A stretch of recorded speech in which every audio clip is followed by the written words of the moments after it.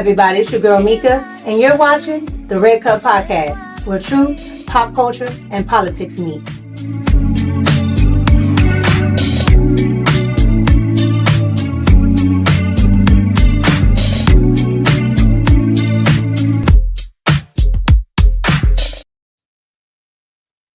What's up, everybody? It's your girl Mika, and we're back for another Red Cup Talks, because this is where truth, pop culture, and politics meet.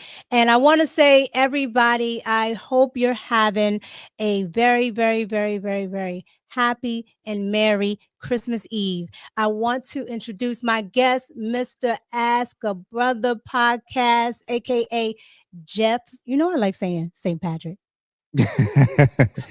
Yeah, Jeff St. James, absolutely. I know. I don't know why I like saying St. Patrick. I'm like, you got that whole ghost appeal. I don't know. Everybody's like, it's St. James. I know, but I want to say St. Patrick. But it is Mr. Jeff St. James. How are you? What's going on? I'm happy to be here. Appreciate you bringing me on. Yes. Thank you for coming on. I wanted to have this discussion with you because I needed to have this discussion with somebody that I knew would be able to dissect this, break this down, from not only the intellectual side, but from just the one knowing of the urban community, but knowing of hip hop, knowing of women in hip hop, knowing the history, and then just as a young person in this society where everything is so polarizing, and you understanding politics and how it works, and you being a person of color trying to, navigate certain things, I think you are the perfect person to have these discussions with. So that's why I wanted to bring you on. Because I'm telling you right now, I love how you break things down, and you had an awesome live last night too. Oh, it was fun. Say that. It was fun. You guys, if you didn't see his live, he had the infamous Charleston White on. Yeah. How was that? It was crazy. We had some back and forth conversations before we even got him on.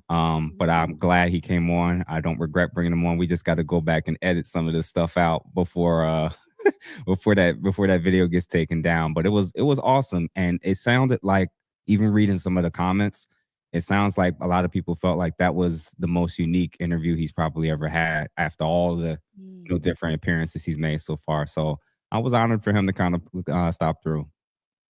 And see, a lot of people don't want to, bring him on the platforms because he's very, polarizing. And so a lot of people tend to shy away from things like that. So it was dope to see, that, you're a, poised individual, and you could talk to somebody like that. Meaning, somebody that may not always want to use proper vernacular, curse, things like that might turn some people off, but you're still able to pull that out of them. Listen, I feel like if you grew up with people, if you didn't switch up, if you still work in the hood every day, this is like normal to me. All we're doing is just turning the camera on. I don't think, like, there's obviously people where it's like very weird for them, but for me, I'm like, this sounds no different than what my normal life normally is. It's just now it's just cameras now, and I guess some people got really big followings. But when I'm talking one-on-one like me and you, I kind of forget the audience is even watching, honestly. I did last time, and I said, oh, we got a time limit. Oh my God. But I just wanted to get into that a little bit because I thought it was an awesome live. And, anytime I bring people on, I want to send the traffic that way. So you guys check it out. Check it out on his channel. Your card, put it in the chat, please, so everybody can get it. Let me do roll call really quick. Let me see who's in the building. We have Alicia. What's up? We have Loud and Clear. We have Naomi. We have I Am DeAndre. Your car. What's going on? Sugar Shane. Matthew. All right. I see you guys. I Am Ruckus' nephew. That name, child. Gerard, I see you. What's up? Corey. Let's see here. Oh, Loso Way. Okay, I see you. And Five Brown, thank you so much with the early $2 super chat. Mika about to go. You know it. you know it. All in. I'm trying. Look, I'm gonna try to hold my composure as I listen to these people. But thank you so much for the super chat. I appreciate it. Early on in. Okay. All right, everybody. Let's go ahead and get into it. So I want to start. Let's start easy. Okay. Even though I don't think this is an easy topic. Mhm. Let's start easy a little bit. Let's start with Miss Chyanne Bryant. Oh, okay. Let's start with Chyanne Bryant. But Mm. before we get into that, chat and everybody else that's watching and is going to watch the replay, I want to get into a little bit of a rant here because here's my thing. We talk about what we like about women, what we don't want to see from women, and then what we want to see.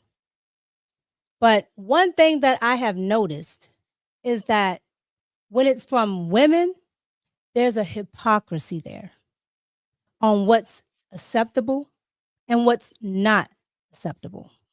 Okay. Depending on if they like you or not. I've told plenty of people that I don't think the sisterhood actually exists. You did say Okay. that. I don't think it exists because there's absolutely no way this can exist.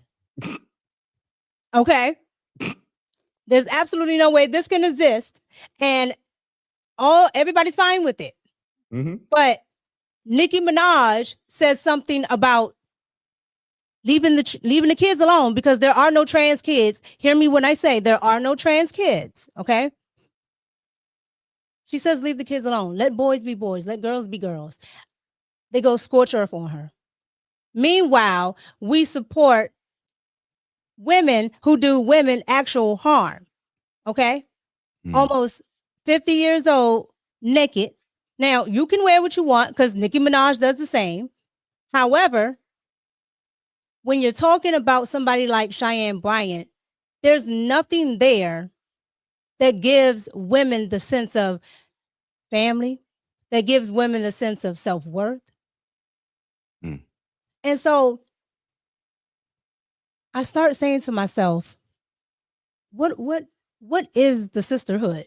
Like what is that? Especially when it comes to women of color, because another attack on Nicki Minaj right now is the fact that she's a woman of color from the islands. And so now when we don't like somebody, we pick something apart. But when you thought she was liberal, Nicki, when you thought she was for, possibly unaliving babies, possibly doing, everything imaginable with your body, being in the streets, when you thought that, it was perfectly fine. But the moment she starts talking about family, husband, regardless of what you think about her husband, but family, husband, kids, now she's doing too much. Now she's too conservative. When she talks about covering up just a little bit, now it's too much. You didn't have a problem before. And that's because most of it in this culture is degenerate. But we can promote that. We can promote an almost 50-year-old woman being naked. But if we promote an almost, 40-something-year-old woman being logical, being for women, saying that we ought to do better things, we ought to, sin to something more than just our bodies. Now she's doing too much. And I start to feel like they don't want us to grow as women. So today when we talk, that's pretty much going to be our premise, you guys, because I'm telling you right now, it's absolutely nasty work what they're doing to Nicki Minaj. So I want to get your thoughts really quick on, what I said in my little rant there. And then we'll But can you put the picture back up? Yeah, sure. The first thing that I think of in light of the reactions and responses to both of these ladies, I find it interesting that when we look at this picture, the person to the right is the one that's everybody's not everybody, but a whole bunch of people in my community and liberal circles and who I guess who call themselves to the left or Democrats or whatever. Mm-hmm. When you look at this picture, the person who they think is a sellout, the person who they're trying to cancel, the person who they don't want to support anymore is the person that's sitting on the right. Mm-hmm. And whether they realize it or not, the person on the left, like you said, that's what's expected of us. Yeah. That's what's expected. This is they would this is my view of it, honestly, when I look at this contrast. And this is a specific thing I'm going to say to Black women. When you look at what you see on the left, Mm-hmm. and you talk about you're the least protected, the least respected, and it's not just who you see in the dead center on the left picture, obviously Dr. Chyanne Bryant and how she's carrying herself, even though she wants to be seen and viewed as a professional. Mm-hmm. It's a promotion of prostitution culture. And you got the women standing right next to her, better dressed, but are who condoning it and posting up. This is the whole problem. The sisterhood, if there is a sisterhood, it seems to only be with supporting and building community and maintaining ignorance and degeneracy. How is it that the woman to the right that mentions Christian killings abroad, when she's mentioning children not being, having certain procedures done earlier than they should or being exposed to, boys should be allowed to be boys and girls should be allowed to be girls, that people should be allowed to be able to believe whatever it is they want in terms of their personal faith and religion. These are the things that she's talking about and standing on. And because she's sitting next to Erica Kirk, because she went to AmFest, she's seen as a worse reflection of the Black and brown minority community than the woman to the left. And I would argue this. The reason why we talk about Black fatigue and we talk about all these different negative things the Black fatigue that people are talking about, they're not talking about referencing Nicki Minaj. I'm going to tell you that. At least not the Nicki Minaj as of recently. And when I tell you this, if Nicki had dressed just like homegirl to the left, and if she was twerking on stage at these HBCUs and going around having fun and doing all this other stuff, she would not only would she not be canceled, she'd be celebrated. As a people, we've been conditioned to look at ourselves as the people on the left of the picture. That's how they see us, and that's what's acceptable. And apparently not enough of us in the community are even offended and willing to cancel somebody over this. So y'all listening to someone who doesn't have the relational outcomes you all want to determine how to date and who to marry and what type of man to get with. And that's who you're getting your advice from. This is 304 prostitution, normalization, and culture. So people can nitpick about Nicki and all sort of stuff. I'm not the biggest Nicki fan personally, but I'm gonna state this. I've always stood the stance on freedom of speech being both ways, for both sides, both camps. But freedom of expression, this is where I draw the limit in terms of what I'm looking at on the screen. It's unacceptable. And it's not just, again, if the wider picture was like 6 women around her, that's the sisterhood. The sisterhood doesn't exist when you talk about maybe abortions are going a bit too far. Maybe you know what? I think maybe we do got to be a little bit smarter about the border. This or that. Maybe you know what? I think children got to be protected from some of these ideologies. If you say anything that involves common sense right now, if it's not on a democratic plantation of a mentality of expression, you get canceled. But you can dress and act like this, call yourself a professional, and we supposed to eat it up and act like we don't see what it is, what's going on here. So that's what I'll say to this right now. I love every bit of that. And it's absolutely insane that we have to even have this discussion, right? Because people will say, oh, well, she's grown. She can dress how she wants to. That's fine. That's absolutely fine. Right. But when we have women that, try to change, want to do better, we get into this whole thing of, oh, you want to do respectability politics. You want to do this, you want to do that. We don't have to do that to be professionals. And I start to say, then where do we draw the line where we have people that are professionals and Mhm. people that are, you know, flat out prostitutes, or as my grandma used to call it, whorish, right?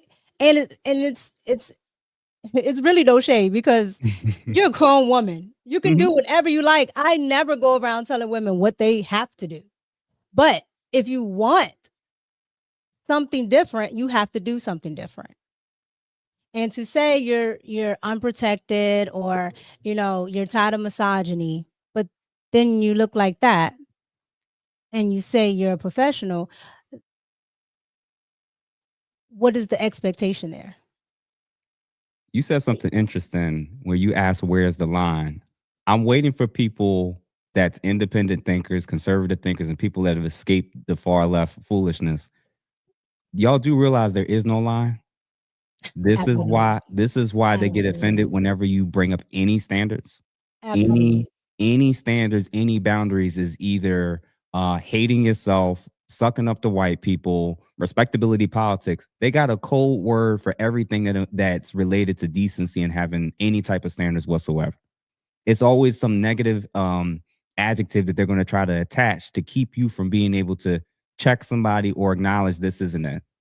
And behavior and dress and how we speak, how we carry ourselves, all, anything that you want to know. To me, when people at this point, when people use respectability politics to challenge and stop people, especially black and brown minority people, from doing better, dressing better, aiming for more, the people who use that terminology, that's white supremacy to me. Absolutely. Why? Because what you're basically stating is, if I don't do what the guttural level of what's happening in the hood, the rude and insane ratchet stuff, anything better. So if I do that, I'm being myself and being black. But Yes. when I aim to have any type of better standards, respectability, politics, you're trying to be white. That's a white supremacist talking point. That the only people who Absolutely. can do and have standards and class and everything is white, apparently. Yes, and they're the only ones that can also have, double speak. They can be over here on the left, they can be over here on the right, they could be in the middle, whatever. You know, they can have all of that. They have all the choices. You can only choose one. If not, you are, the C word. And I've always been amazed by that. And one of the points that we're going to get into today is the fact that Nicki Minaj said something to black or about black women, being as she is a black woman. Mhm. And so a lot of black women, including some popular influencers, got upset because they're saying that she doesn't speak for black women. Now, mind you, I'm okay with them saying that she's not black, she's not this. I'm perfectly fine with that. Okay, as a Mhm. mixed race person myself, I already know the talking points, right? But here's the problem. She's been black this entire time when it benefited, or when you thought it put you in a different position, Mhm. right? And Mhm. so I think there's so many nuances and conversations that we can have, Hold right? on. Would you just Go so ahead. when they so her blackness came into question not when she was performing and twerking on stage, not when she's been half naked, No. not when she was using the N word in all of her songs. None of that was a call into question about her blackness. It's only now. So all that other stuff falls under the umbrella of what they deem as blackness. This is what I'm talking about, where it's only the ratchet stuff that's permissible. And then the moment somebody says anything that doesn't fall in line, like I would love it if in 2026 and beyond, the people that's still in the Democratic plantation mindset would reimagine like having a Juneteenth moment. Juneteenth, right? The slaves are emancipated, they're free, and you still got slaves on the plantation that don't even know they're allowed to leave. Hmm. And every chance they get, they're trying. Every time they find out somebody else is teetering on, getting close to the edge to leave, they acting like house slaves, Yep. trying to scold people to get them back in line. And I'm Yep. like, y'all, if you free, act like it. I'm sorry. Yeah. Yeah. No, you're absolutely correct. You're absolutely correct. I'll say this. I understand, why people want Juneteenth, but I never understood why. nobody talks about that even after Juneteenth, they were still on plantations. Yeah. Yeah, and convict leasing. So they just we literally went right back to the very spots that they were free from. But you know where they got Juneteenth from? Joe Biden. So they're okay with that, because you're not black if you don't listen to Joe Biden. All right, you guys. So let's go ahead and get into this first point here. Now, if you guys don't know, again, Nicki Minaj at the Turning Point USA event talked about Black women and how, they never felt beautiful, or, their beauty wasn't appreciated. And now that Black women are owning their beauty, that they shouldn't then in turn do the same thing to other groups to make them feel less than because they may be white or other things, and, try to downgrade their beauty when we should just represent everybody's beauty in America. This was the response to that. All right, here we go. And not being admired. Nicki Minaj tells Black women to stop attacking white women.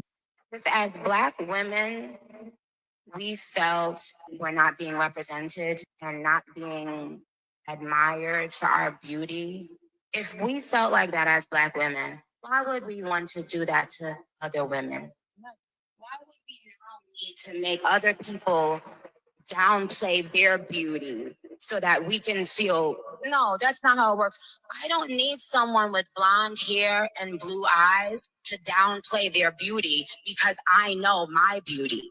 Nicki Minaj is a raccoon. First of all, to bring Black women in it is crazy. Shut up. See, when you go to sleep with a RAPIST every night, I think you lose brain cells. Let's talk about this administration and what this administration has done to Black women. Literally, before we even got to half the year, 300,000 Black women found themselves unemployed. Black women are out here talking about employment. We don't care about what blonde hair and blue-eyed people are doing. We do not care. We're talking about us and being able to feed our families. More than 300,000 Black women lost jobs this year. Did y'all see the government shutdown? Maybe Nicki Minaj doesn't know that there was a whole government shutdown. Let me give you guys some facts. When it comes to the government, 19% of government workers are Black people. 19%. Of the 19% of Black people who work within the federal government, 12% are Black women.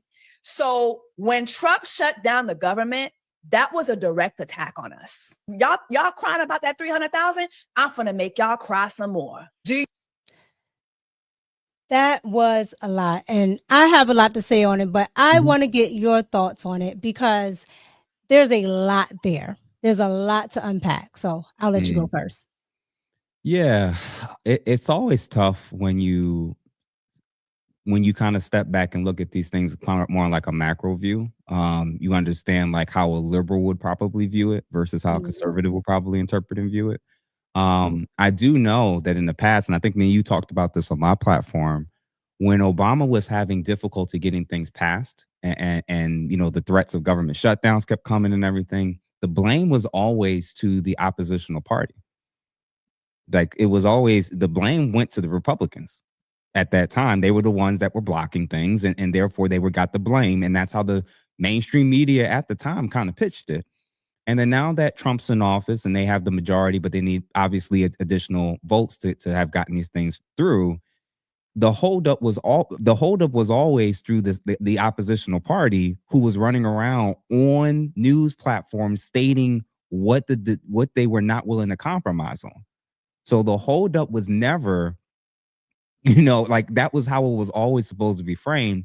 And it's very interesting where it's like, so when Obama or Democrats are in the executive level and there's a shutdown, it's the Republicans' fault. But when the Republicans are in the executive level and they have the majority and things are not getting passed, it's also the Republicans' fault as well. So that's typically, unfortunately, how I've recognized people on the far left. They tend to think it's always, if it's bad, it's always Trump's fault or the Republicans' fault. If it's good, it's not, they don't get the credit. somehow this happened because of a previous administration. So that's kind of how they're always going to view this stuff. So there wasn't anything. I understand this woman's perspective in terms of her concerns about why it is specifically that Black women are being brought to the conversation. I actually think that that's a fair critique, because it's like it wasn't. I don't think that was even necessarily from Nicki. However, I do find it interesting in a space where we're in a country where this same group tends to talk about, again, how they're the least protected and least respected. They can't respect Black and brown women, both domestic and from other countries. They can't respect them if they don't use the same talking points and vote the same way. They can't. That's what this means. That's what this means. Like the diversity of thought, like what I've learned observing these types of people is they don't mind diversity that's superficial on the outside. They don't mind how you look. They don't mind the diversity of your sexual interests, how many 20,000 genders you can pick from. That's the diversity that they love. When it comes to diversity of thought, expression, and belief, that's a no-no. And that's what, so Nicki could have twerked on stage, wore half naked stuff, butchering her body and do a whole bunch of different things, and y'all celebrate that. But when she's pointing out potential perspectives or concerns on things, even if she's right or wrong, y'all turning y'all back on this woman for stuff like this. When the women who's actually making your image look worse, y'all buying them tickets and still staying their subscribers. It's unfortunate. It's unfortunate to see yet again where 2, 3, 4, you know how like years and years from now, people tend to find out like, oh, snap, Kanye was on to something. Oh, snap, this person was on to something.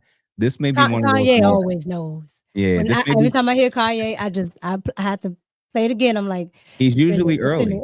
He's usually just early, right? Yeah. And this may be one of those situations where I'm not one of these people that say, oh, everybody rush to a different political party and now claim that as your identity. I'm not one of those types of people. I want people to be independent, critical thinkers, regardless of what their affiliation is.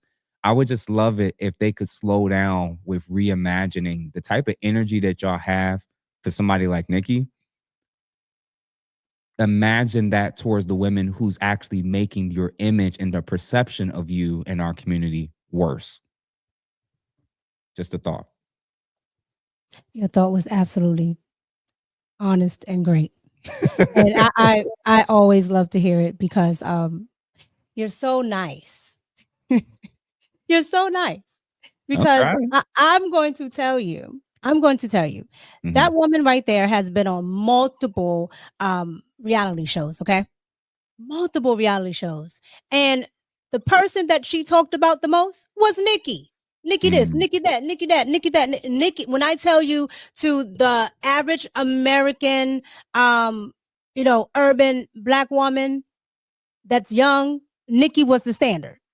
Okay. At one point in time, Nicki was the standard. The reason why they're running around here with the, and this is one thing, I like Nicki Minaj, but this is one thing I never liked.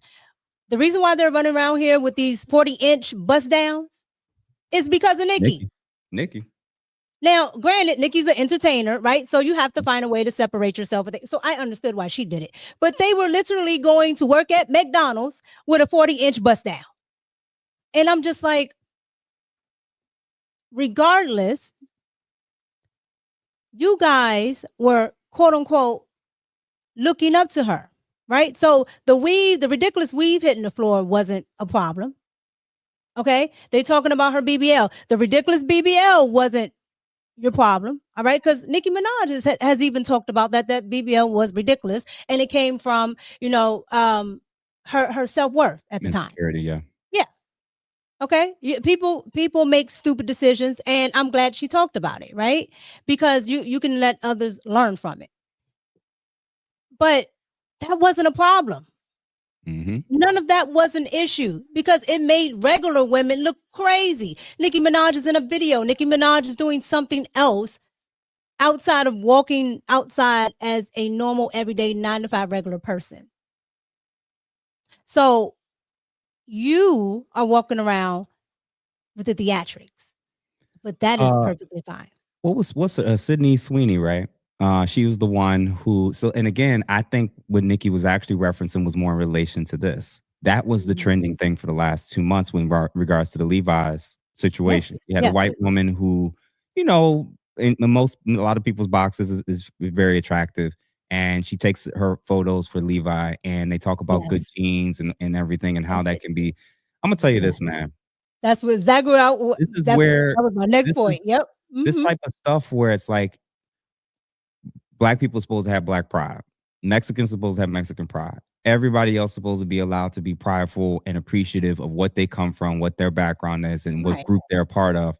And then when it comes to white people, they're not allowed to feel anything in terms of proud of anything, even in terms of just a social racial group like we can. And I'm like, I understand the explanations that people try to come up with for this, but at the end of the day, I'm going to let y'all know, especially all of us who's so beholden to worrying about what white people are doing 24/7.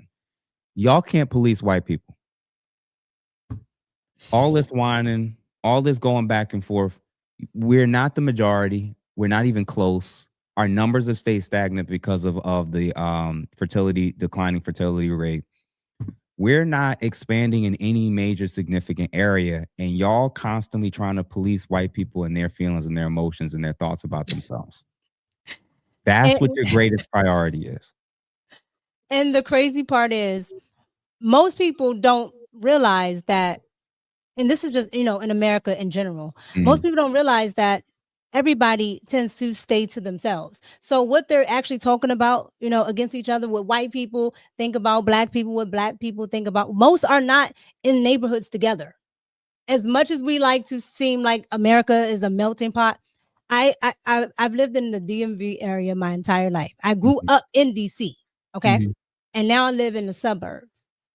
I can tell you right now, most areas are not mixed areas. Everybody has their little hubs. There are some, but most aren't. Even in the city, you have where I grew up. Okay, Northwest Georgetown. Okay, there's not a lot of Black people over there. And then from before it was I guess what they call gentrified.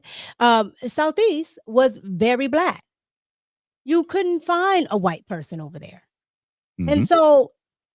Even in the same small four corners of Washington, D.C., people were very segregated. So what you think you know about each other, you don't know. You have these stupid stereotypes and tropes about each other, right? That go into all of this. And so to go to your point about the Sydney Sweetie, that was the first thing I thought of.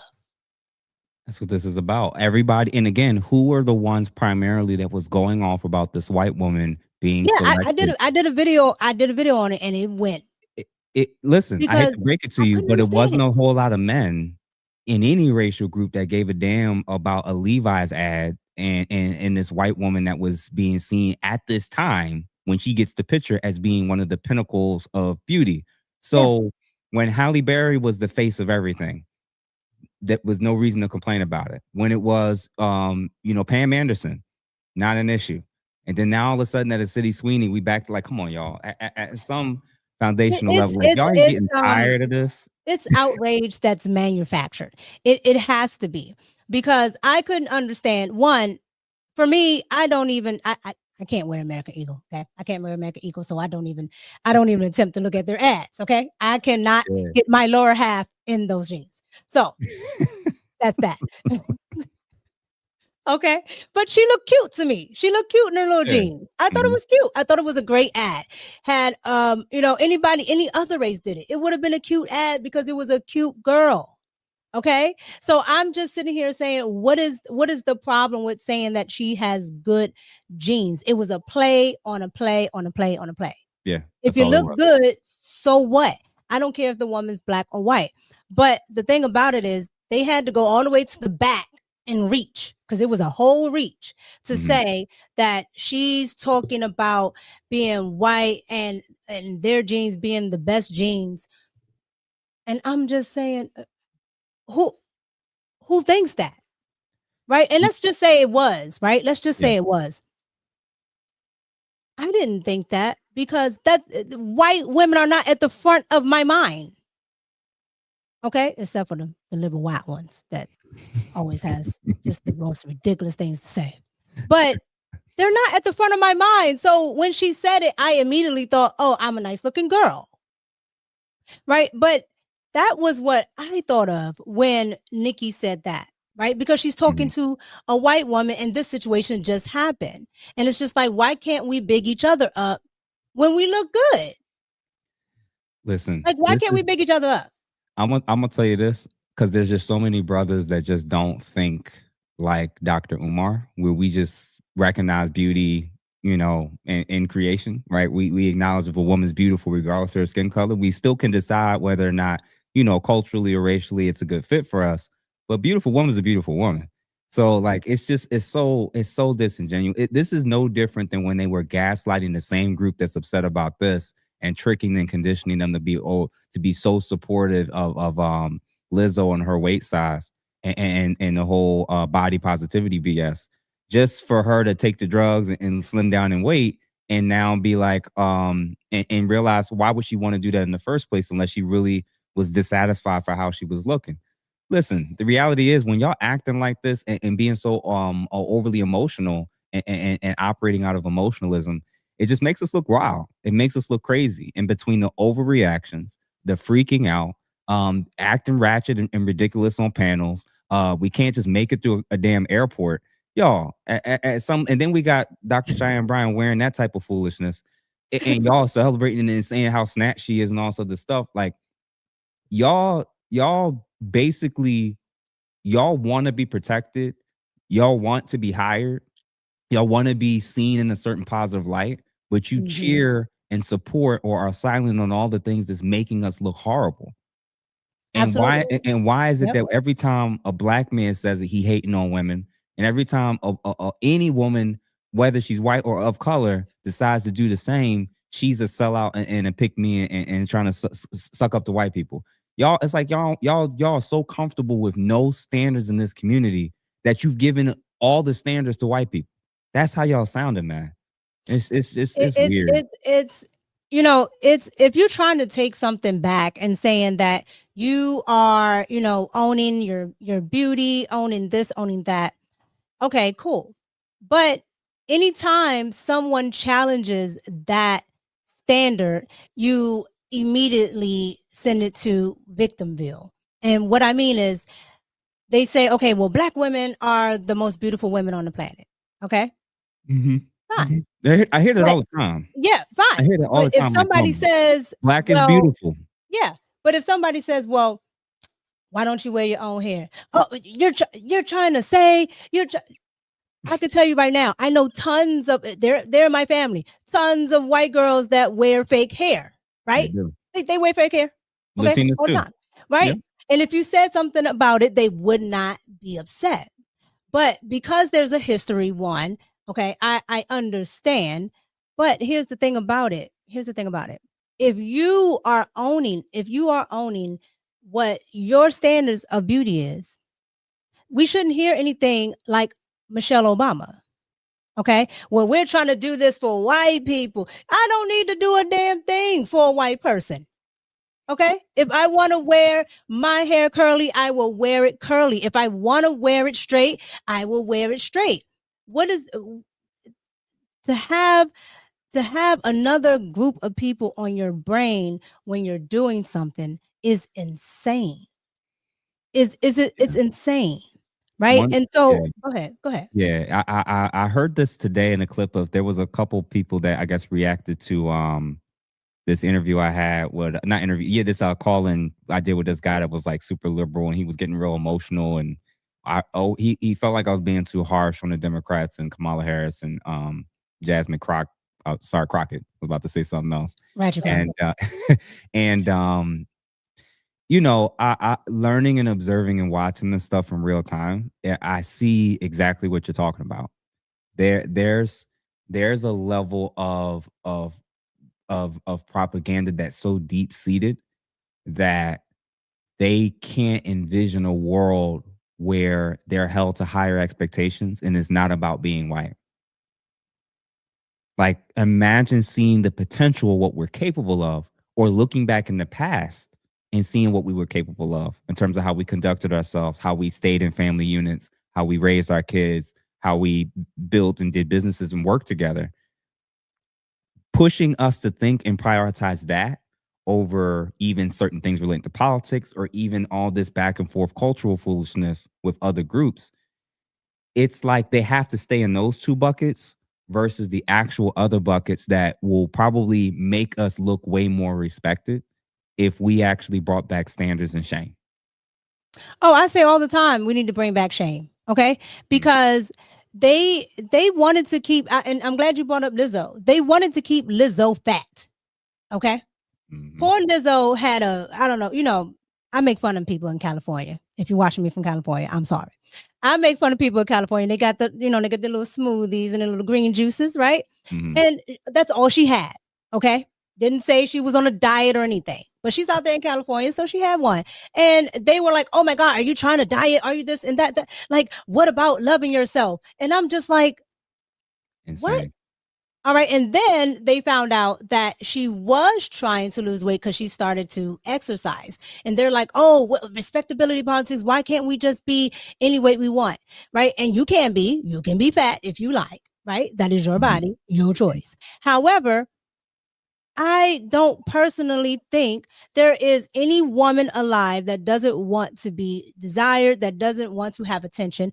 And Lizzo is no different. Okay. And she understood, she's in an industry where she can meet men, she can meet high earning men, right? But regardless of if she has money or not, they're going to want a certain look, standard, and appeal, right? And she understands that.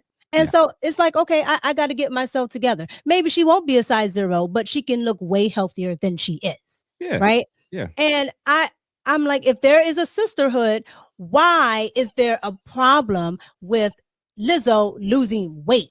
For one, just being healthy, not being 300 and 1,001 pounds. Okay. Because when you cannot see your knee or your thigh and you're not pregnant, it is a problem. Okay.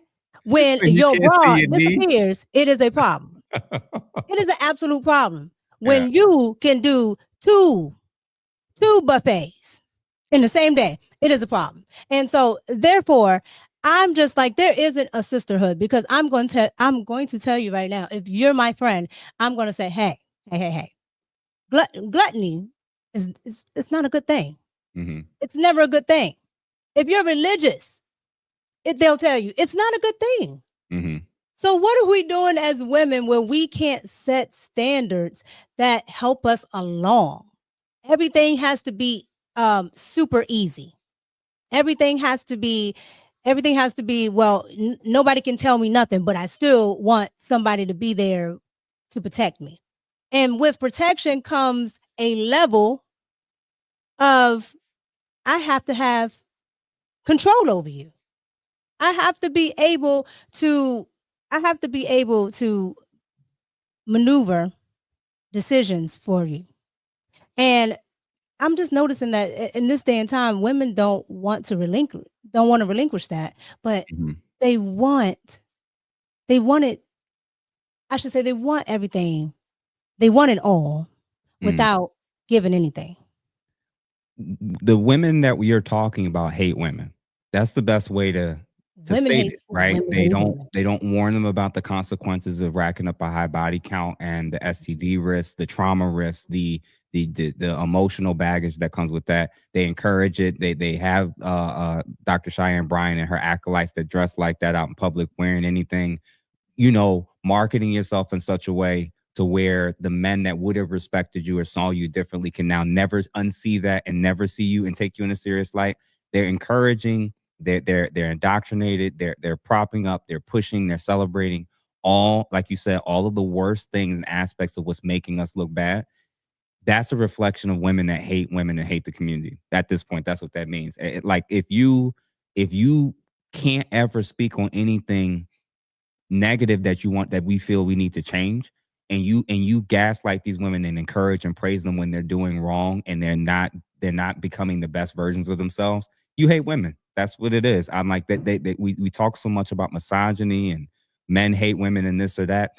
It's very clear that there's a huge contingent of women in this space, in this country, that apparently hate other women because they don't tell them the truth about anything. They let them fall on their face. They're always blaming the men and never pointing your girlfriends back to, you got to reevaluate your own behaviors and how you put yourself in that situation. It's always going to be the man's fault, the government's fault, Trump's fault.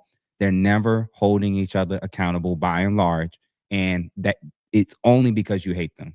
It can't be because you love them. They hate competition. Misery loves company. They're constantly telling them to leave relationships, leave families, break up marriages, doing divorce parties, celebrating how many abortions they had this year. These women hate life, men, marriage, and even other women. That's the only way I can phrase it at this point.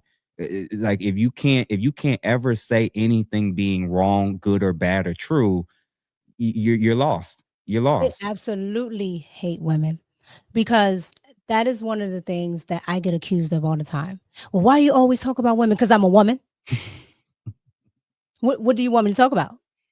I can't make men better. I'm not a man. Okay. Men can make men better. All right. If you ask me a question about men, I can tell you, but I'm not a man and I don't care to be. So therefore, my issues are never men. Okay. My issues are with us because I am a woman. And if you are a woman, what you do and what I do, it reflects on each other. Okay. Yeah. And how people see us as a group. Now, individually, we may be this or that, but collectively, we look a certain way. Right. And so because we're social beings and we're in a society. So that's one of the things. But you got on misogyny. And one of the things that they were talking about with Nicki Minaj was the fact that on the Turning Point stage, she mentioned that boys should be boys. Okay. Boys should be boys. And they should be. I trust me. I grew up in Washington, D.C. It's a lot of sassy ones here. And it's okay. It ain't Atlanta, but I hear you. No, it's well, DC, we got, gay pride and all that, and it's absolutely okay. That is your business. Okay. And there was some even in school when I was younger that I knew was going to be when he grew up. Okay. You knew, but guess what? He still was a boy. Okay. And most gay men that I've known in my life, they were boys. Okay. It's only recently that they're, pushing this whole, well, you're something different thing. Right. So now being gay is not good enough. Now you got to be something different. And then when we talk about misogyny, the whole trans issue, that is my only problem with the trans things. Because if we're going to say as women, and this falls on women as well, if we're going to say as women, we need spaces for women for this and women need this and women need that. Why are we inviting a grown man to tell us what women are? You won't let your daddy tell you what a woman is. You won't let your man tell you what a woman is, but you will let a whole man in a dress that, has a voice about 2 tones deeper than Barry White tell you what a woman is. And tell you that you have to accept it, and then give you a nickname, a new name, a cis woman. And when they're mad at you, call you fish. How is that not misogyny? And then you guys allow it to go on to women like Nicki. So I want to get into what this trans woman, okay, and I'm being nice, had to say about Nicki Minaj. You could sit up here and pretend like you didn't see what she said about Gavin Newsom saying he wants to support more trans kids, and her saying that that's disgusting. Basically saying that any normal person would not run on the bias on talking about trans kids or supporting trans kids. But girl, saying that was like saying that trans people are not normal. Like, girl, what? That's the second time she done fixed her mouth or Twitter fingers to say something anti-LGBTQ, and I would not stand for it. I'm not going to sit here and pretend, but y'all can sugarcoat it all you want. It won't be me, baby. It just won't be me. I won't be on the wrong side. She could sit up there and be crazy and support them people talking about Christians and Nigerians. Bitch, we're in America. We don't play that. So no, it won't be me. I won't be supporting her while she's sitting up there dissing me at the same time. I won't be the stupid one sitting on, she ain't talking about me when she's clearly talking the fuck about me. Girl, yeah, won't be me. You consider. I said I was being nice. So that is some of, the sentiments from some trans people, okay? And then I want to get into this one last one here. Nicki, I love you so much. Your impact on my life can never be undone. But Nicki, please don't speak about trans issues. Please don't speak about trans people unless you're advocating for trans people. And 2025, Nicki, if you can't be for us, please don't be against us. It's not about being canceled, but people can be disappointed in you, Nicki. They really can. I really thought you would view things differently, even though I know you've had some conservative viewpoints, which is fine. A lot of people do. But Nicki, aligning yourself with the Trump administration is not the flex you think it is. You talk about being on the right side of history when it comes to music, and Nicki, we're on your side with that. But when it comes to politics, the Trump administration is not the right side of history, Nicki. And Nicki, trans kids do exist and they can exist. It's not about giving them hormones. It's not about approving surgeries. It's about allowing them to be who they are. Let them be seen. Let them be supportive. Let them be loved. Nicki, I love. I want to know, since, I mean, we're both, millennials. I have never not seen the gay community get shine. I've never not seen, gay kids or whatever they want to call it, be whatever they want to be. They were always on the cheerleading team, the dance squad. So where are they getting this, that the Trump administration all of a sudden doesn't like gay people, when you have the Treasury Secretary is a gay man? One. Two, there are tons of gay MAGA. They're all over, the internet. Okay. Where do they get this? They are transphobic from. Where do they get all of this? The Republicans don't like gay people or conservative people. Forget the party. Conservative people don't like gay people or trans people. Where do they get this from? And do you think just because people want to keep traditional norms that they can pretty much turn that into propaganda? Number one, for your audience, if anybody still to this day hasn't read 1984, I highly recommend it. It's very relevant for conversations like this with Mika asking the question about where are they getting these talking points from? How are they landing with these type of conclusions about people that simply disagree with them? I think George Orwell does a really great job of talking about how, from an institutional level, if you can get women to acquiesce, to conform, the women and children, you can effectively take over an entire civilization. And I think what's happening here, at least on the left anyway, is they've weaponized language and they've kind of co-opted framing. So when you weaponize language, when you now control framing, you get to dictate the bounds of what it is that people are allowed to believe in, what they're allowed to advocate for, what they are and are not allowed to be against. And if they don't fall within the regimented rules of what we are now supposed to accept, now you're some type of form of bigot. The first person, I just found it ironic that they used the word normal. I just thought that was funny. But the second person that I actually wanted to sit in on, all the way up until about the last couple sentences, I was actually rocking with them because they said, Nicki's allowed to have their own opinion. They can have conservative viewpoints. It is what it is. We would have preferred that you've been an advocate, this, and that.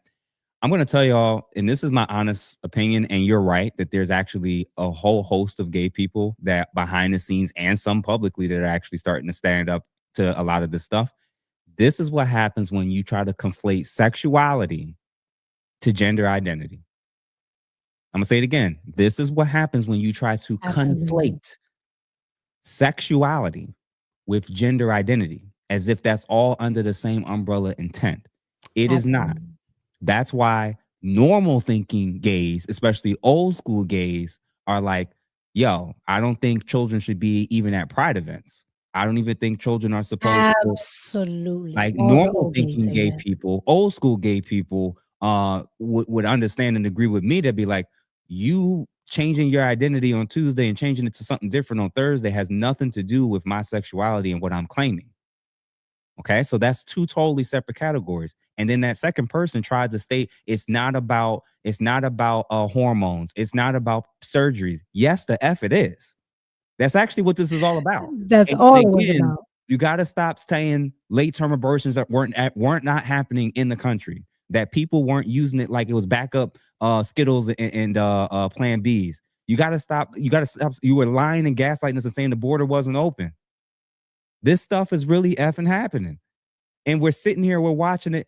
I'm looking at newspaper articles showing of cross-dressers coming in to do story time in Philadelphia and New Jersey. And I got people that I work with or that I know and talking about it's not happening. And I'm looking at the newspaper while they're telling me it's not happening. This is why people going to set y'all to the side and view y'all as just something that's delusional, because you're not willing to acknowledge there is and needs to be a standard in this area. We're warning that even those that's condoning this foolishness, there's still another level that's to come. And that's the level when it comes to the adults that want to be with children. NAMBLA and all them other groups. Absolutely. This is where it's leading to, because if a child can already, I think it's at 14, at least for the state of Pennsylvania, They can pick their sex.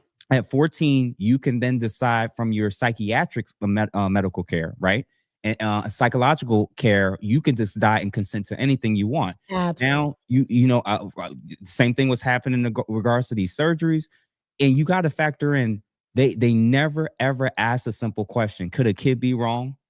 Could a kid be manipulated? Could a parent be pushing the kid to do it? Absolutely. None of these are seen as viable options, and they're ignoring all the people who regretted it after the fact. They want to hide them, and they want to act like children and parents are infallible in an area that could potentially result in some hazardous long-term physiological and mental and psychological side effects. It is insane. Yes, it's so insane, because you had a group of people who, I think they call it detransition. They went up to Congress and talked about, you know, all of the problems that they had, and, you know, the psychological things that they go through, and they wish that they had somebody there to tell them, no, wait until you're older. You know, you had men who castrated themselves. You had women who, you know, Chop their breast off. yes, and it's you know, to do that to a young girl who may see certain things or may have been abused, and now she's confused, because that does happen, right? And the same with boys. We know people don't listen to boys a lot. Okay, so a lot of them, you know, they get abused and nobody listens, and now, you know, he may be questioning his sexuality. When I tell you, when I watched that, it was heartbreaking, because it was these people should have been getting psychiatric treatment instead of being affirmed, because they like to call this stuff gender affirming care and all of this stuff. I'm like, what? To the point where Jasmine Crockett was talking to a drag queen, and she said, you know, all the MAGA women, they all look the same. They all get gender affirming care, if you believe it or not.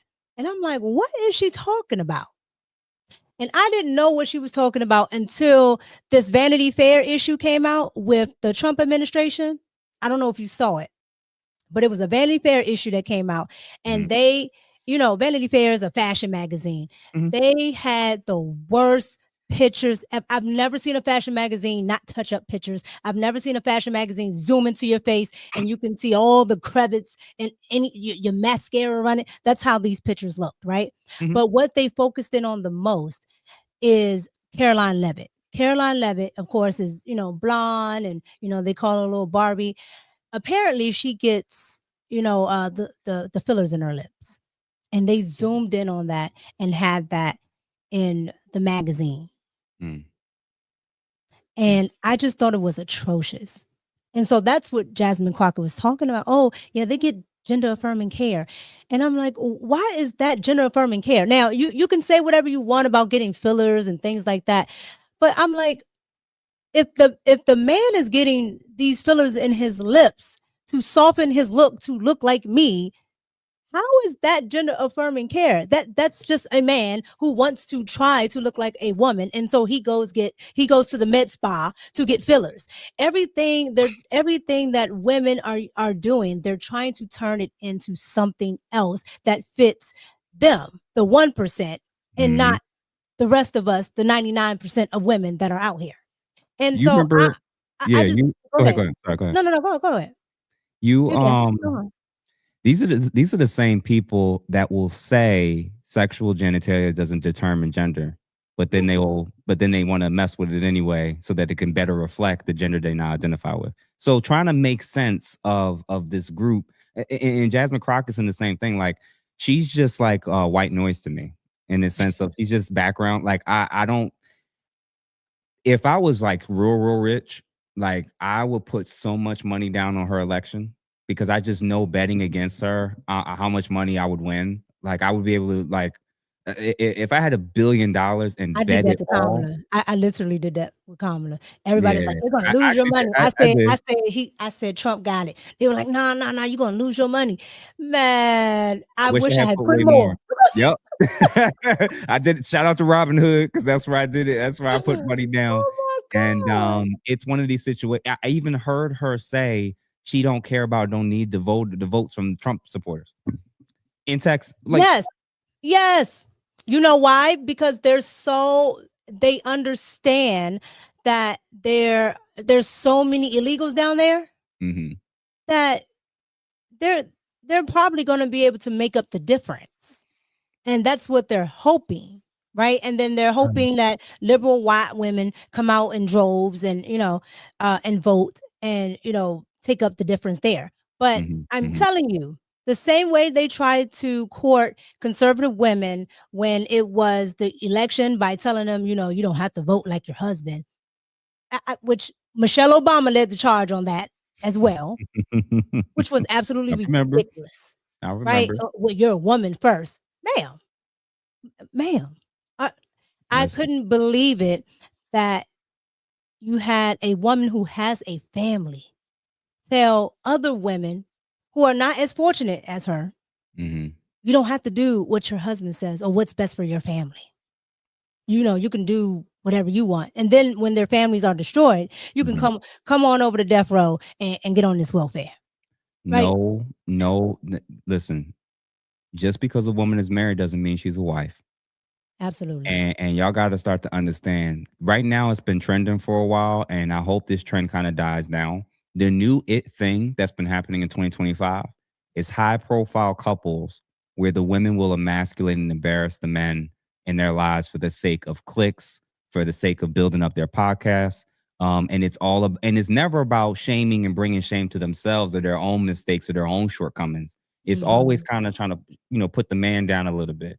And I'm like, it's a trending thing where the new wave of all these Jada Pinkyites, like everybody's just trying to follow, all these people following this short bald-headed woman who constantly talk about another man from the past, some rapper that she was more infatuated with than the actual man who she got in front of her. Like, that's who they're following and emulating. And I'm like, y'all, they keep thinking like all these rich, high-profile men are just going to keep accepting this. No, what's going to end up happening is the men that comes after them won't get married. Sprinkle.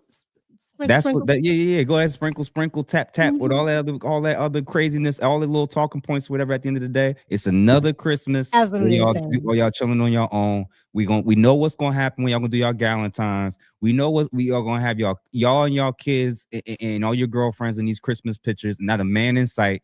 Y'all.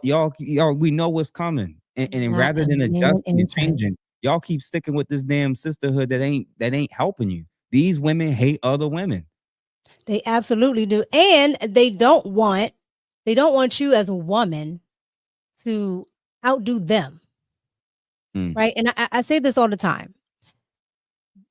Beyonce, if she did not do music, she would be the regular conservative woman.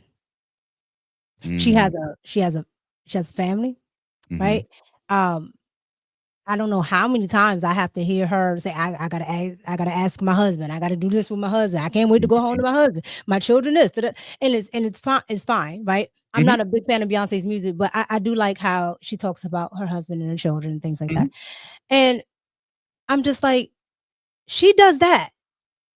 Meanwhile, she tells you, put it in his face, all this stuff. I'm like, I doubt she does that to Jay-Z. I absolutely doubt she does that to Jay-Z. Right. And I'm just like, why would you tell these women this? And with Nicki Minaj being up on the Turning Point stage, they're like, Black women are like, oh, it's a grift. It's a grift because God forbid you don't want to be a liberal as a Black woman or as a woman of color. They're like, it's a grift. Meanwhile, women in the Hollywood sphere have been grifting off of you women that want to be liberal, want to be wake up, y'all. Want to be, I have autonomy over my body. I have this. The turning point for me, Jeff, the turning point for me was when Kamala was on that Call Her Daddy podcast. And they were talking about Planned Parenthood, and that white woman sat up there and said, well, I'm Catholic, so I wouldn't get an abortion, but I want women to be able to, have the choice. And I said, well, why wouldn't? Oh, because being Catholic, you were raised with some type of values. So this would go against your values, but you don't mind other women not having values, right? Because then they'll never ascend to the level that you are. They'll never get past poverty. They'll never get, they'll never get a man and a family, and they'll spend the rest of their lives regretting not having children, right? You're sending them into damnation. There's absolutely no woman, I can tell you right now, growing up outside of my house, there was no woman that wanted better for me. If they saw me doing something that I shouldn't have been doing, you know what they said? Nothing. It's okay. It's okay. Why can't you? Why can't you? Meanwhile, you got 4 kids, 4 different baby daddies. Bruh. Okay. I don't, at the time, I'm like, I don't have no kids. I don't have no kids. And you're overweight. Yeah, girl, don't worry about being on that diet. You can eat what you want. I don't get it. Why are you doing this to young women before they even get a chance? Now, I just happen to have enough sense, but a lot of these young people don't have sense. There's and a these parallel. young girls don't. There's a parallel with these grown women that are still watching these female influencers and celebrities, especially like the rappers, for instance, where they're getting their dating and fashion advice, right? When we were all kids, right, a lot of us listened to hip hop, right? Especially the boys, right? We listened to a lot of hip hop. At my time, it was like what, Kanye, 50 Cent, Yin Yang Twins. Like, man, it was Lil Jon. Lil Jon. It was a good time. Usher, like it was a good run, right? And a lot of those guys back then, even as teenagers, we started to learn and realize as we're trying to graduate high school, potentially going to college, we kind of grew out of that whole trying to emulate everything that we're seeing from these famous celebrity rappers and guys. Cause it's like, we're in the real world now. Right. Now you got grown women in their 30s, 40s, and 50s who are watching, again, when we were young guys as males, we're looking at all the gangster rappers and we had to grow out of that. So now it would look bizarre for a 35, 45, 50-year-old man to still be trying to emulate and follow these rappers, where it's like, yo, that's not no normal thinking black man with a good head on his shoulder wouldn't know that this is an entertainer and I got my actual everyday life, and I can't be trying to emulate that in the real world in my 30s and 40s. You got grown women that's still trying to emulate prostitution culture and city girl lifestyles and turning everything transactional, but not wanting to claim the title. Absolutely. Everything's transactional, but you don't want the label. We know how much you cost per month. You got the link in your bio, and everything's transactional. You're literally walking around with a dollar sign above your head, and you won't just claim the title and call. And listen, I got way more respect for strippers. That's just right out in the open. I got super respect because at least we know where you stand and what you are. Y'all want to double dip and go back and forth. You want to dress like no. Come on, man. Y'all want it all. And this is what's happening. And what's crazy is people will look at me, they'll hear what you're saying, what I'm saying. And then I'm like, well, how about this? Let's say F Jeff, F Mika, F everybody got something to say. Let's look at your outcomes. As a culture, as a civilization, has your outcomes, especially in terms of marital rates, single parent rates, divorce rates, are they getting better, staying stagnant, or worsening? Absolutely. Somebody told me that today because I posted a little reel of, Kamala and her word salad. And they said, you're voting against your interests, and you talk to uneducated people because all MAGA people are, uneducated, and they're poor and they have no teeth. And I'm like, well, no teeth. My teeth are white and they're here. Okay. And then I'm like, you do not have a degree in mathematics. Okay. But then on top of that, to say that you are the most educated and to try to throw that in my face because I just vote a different way. I said, okay, well, you're the most educated. Fine. You're educated so much that you haven't figured out how to not be in debt to where you're only worth $5. You're educated so much, you haven't figured out that you do need a father in your home. Either the men are emasculated in your home, or they don't understand how to actually be men, and then they go up to be the men that you are complaining about, and you thrust that on somebody else's daughter. And then you're so educated that, like Jesse Wu was just complaining about the 300K jobs lost by women. Well, the women, instead of depending on the men to go work hard and get the money, you decided to do what you do best. You went to the government. Here in the Washington, D.C. area, most of these women work for the government. If the government closed like it did, they would be without a job. If the white daddy is not giving them money, they cease to exist. But want to tell everybody else what they should be doing. I'm telling you, it's a psyop. When I tell you it's a psyop because I can't believe half the time what they say out of their mouths. It's not only it's the most effective psyop that probably has ever happened on American soil. Why? Because they never had to fire a single bullet to win the third war. This was the war against the family. This was the war against tradition. This was a war against a stable unit that involved the man being at the lead and running things in the household, where he got to decide and his wife got to decide what a child learns and is exposed to. This was the battle that was waged against the American civilization and other Western countries. And we didn't see it coming. A lot of us, we caught onto it too late. It infiltrated the churches. It infiltrated the civil rights movement. It infiltrated the education space and the mental health space and many other domains. It's dominated Hollywood. And now the chickens are coming home to roost. You listen to everybody but the old grandmother. You listen to everybody but people who were warning something's off, something's wrong. Y'all double, triple, quadruple down. And now you're in a situation where you're having to reevaluate. Have I been fooled? Have I been lied to? The very people talking about Nicki Minaj and all these black people that are on the right or are independents like myself, we're all grifting. I always will know how smart and much of a critical thinker they are when I ask them to give me 2 to 3 examples of grifters on the left.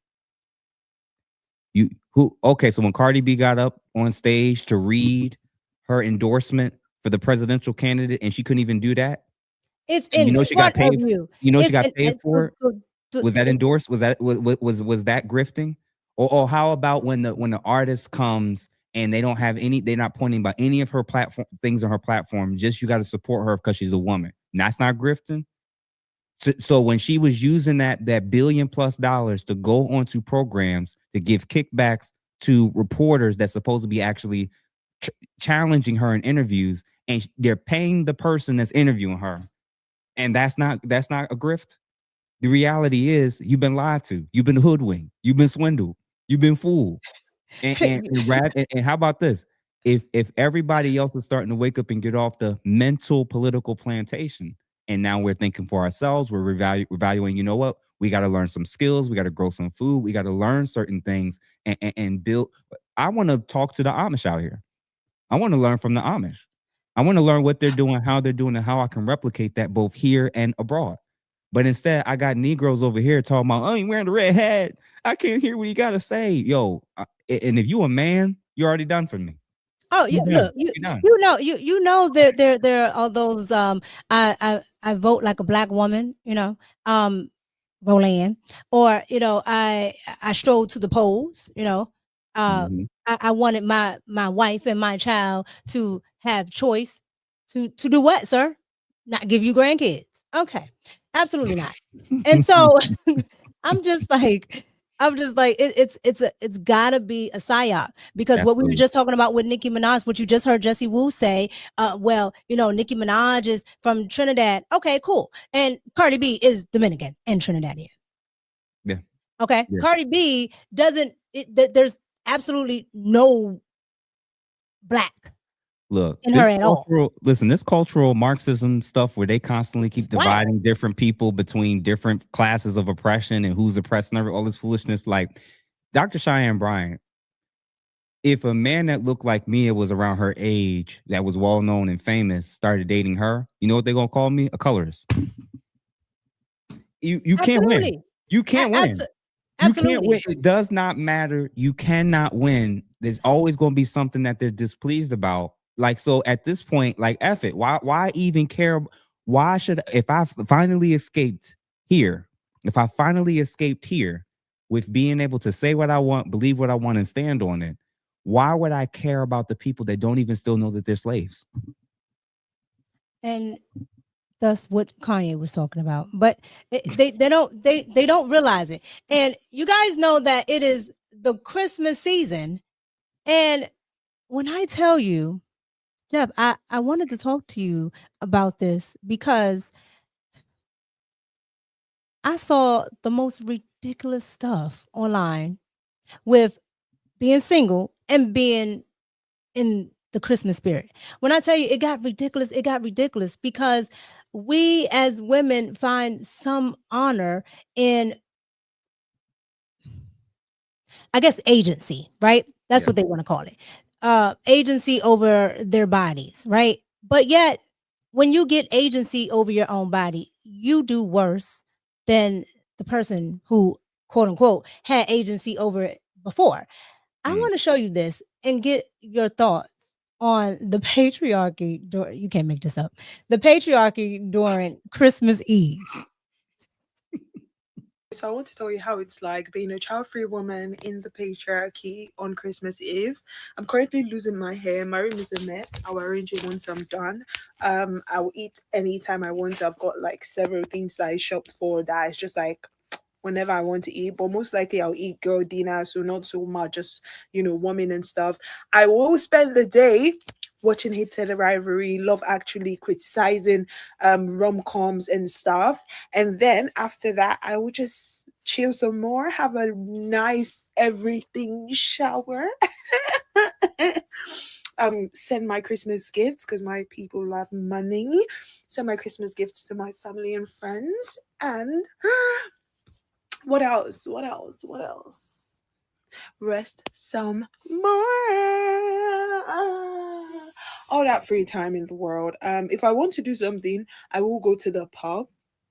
And because this year I learned to put my piece first, and I've got no contact with some people, and the people I'm managing, I just don't want to spend such a lovely day giving them the chance to annoy me. the patriarchy on Christmas Eve, you guys. That is what we are talking about. That's what we are dealing with. So instead of being with your family, being that she has no kids, Mhm. you don't want to be around a group of people that annoy you. Okay, cool. All right. I'm just gonna give it that. This is where it got really disturbing. When I saw the married women. When I tell you this is disturbing, it's disturbing. I just want everyone to picture a world where women did not make the holidays magical, where women didn't do any Christmas shopping, they didn't do any wrapping, they didn't do any hosting, they didn't volunteer anywhere, they did nothing. Like if the women just did nothing and showed up on Christmas morning, would there be magic? Would it be the most wonderful time of the year for everyone? Or would it just be another day? Or if anything, would it be worse than every other day? Because typically women are also cooking and cleaning and taking care of everyone every single day. I asked this because I saw a video where a girl posted her mom who was crashing out over Christmas. And her mom was crying and she said, "I hate Christmas." And in front of her is like a ton of wrapping paper and all these gifts. And her daughters are laughing. She's hugging her, but she's also laughing. And all I can think about is how this is always considered the most wonderful time of the year. And yet for so many women, it's actually the most stressful time of the year because they are expected to buy all the gifts and wrap all the gifts and think of everybody, including like the teachers and the grandparents and the bus driver.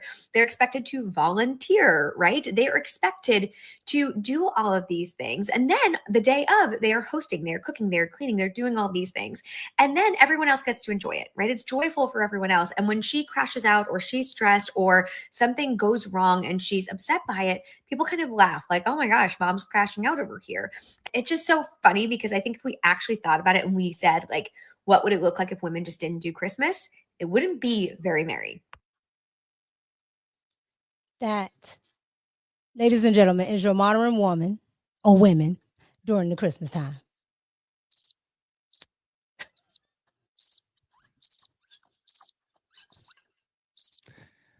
This is my view. To the first lady in particular, I want every woman that's kind of talked like that, acted like that, went off on this tangent about everything that they did, realize that you're only bragging about being an adult. Congratulations. You're doing exactly what an 18, 19, and 20-year-old kid, now adult, is probably able to do. You take care of yourself. You got a job. You got a car. You go home every night. Like, yeah, that's what an adult typically does, especially a functioning one. So congratulations to that.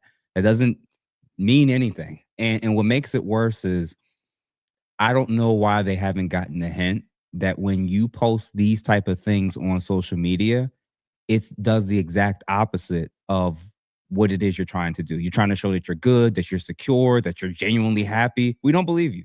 We don't believe you because some of the people, most of the people who are outside of like people who are like influencers, most people that are in very, very happy lives and relationships, particularly with other people, they're not constantly bringing that to the forefront. It's usually the chaos, the breakups, the divorces that's always going viral. So when you're on social media, we know why you're single. That's obvious. And we even got to talk about the visuals. We could just go off of just what came out your mouth, your mindset, your attitude, your approach. You know, again, modernity has convinced multiple generations of women that men are now not necessary. They're not important. They're not valuable. This is how they'll get him just to get the kid. And now we don't need you anymore. You have a generation of women that's been psychologically and sociologically hardwired and conditioned to think that men are not a necessity for society to thrive and for communities to thrive. That's how they've been conditioned. And then when you get to the second lady, I'm going to say this, man. The same women that wanted to get the job, the same women that went to get the degree, tell it, are the same women that also wanted to be in a relationship with a man and also have to do, and then also wanted the home that they got to furnish and put together and keep clean. The worst thing that can happen for women, I'm starting to learn and realize, is they just get what they want. When women get what they want, this is what happens every damn time. And listen, Mika, you could call me out. You could say that I'm absolutely. You give them everything. They be like, it's always a problem. There's something wrong. There's always going to be a new issue. It's never going to be enough. It's never going to be enough. It does not matter. They can have jobs, they can have cars, they can have careers, they can have homes, they can have a husband, they can have all this stuff, and it's never effing enough. It's just never enough. Now it's too much. What. So now you got, again, Aisha Curry. Is it ever enough?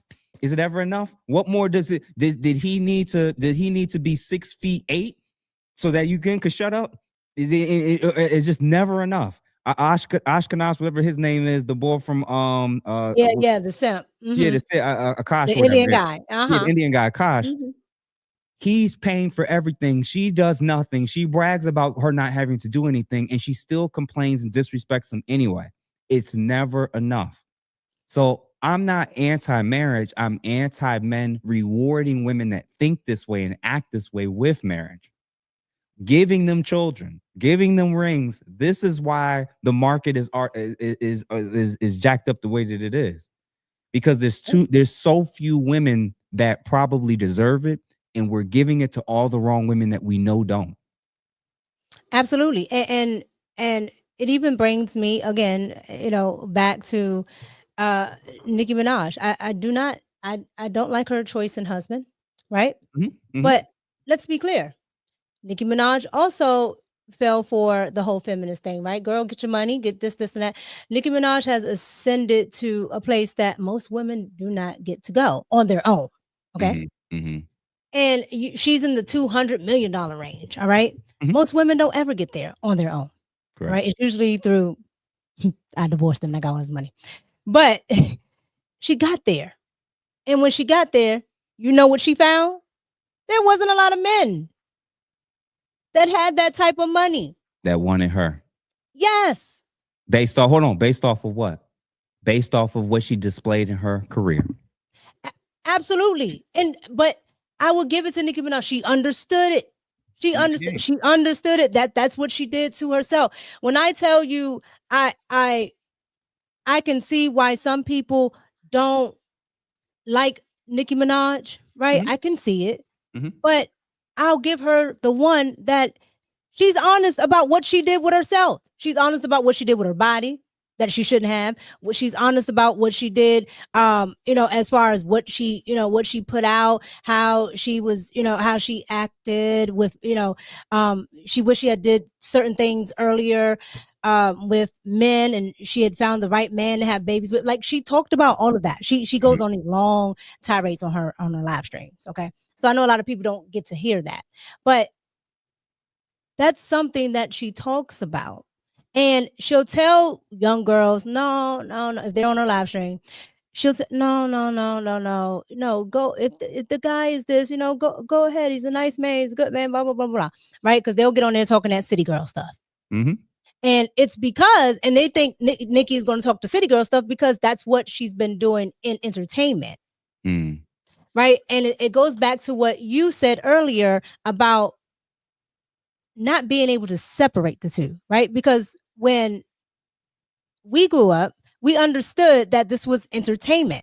I never tried to go out and be like the entertainment unless I was entertaining. Right.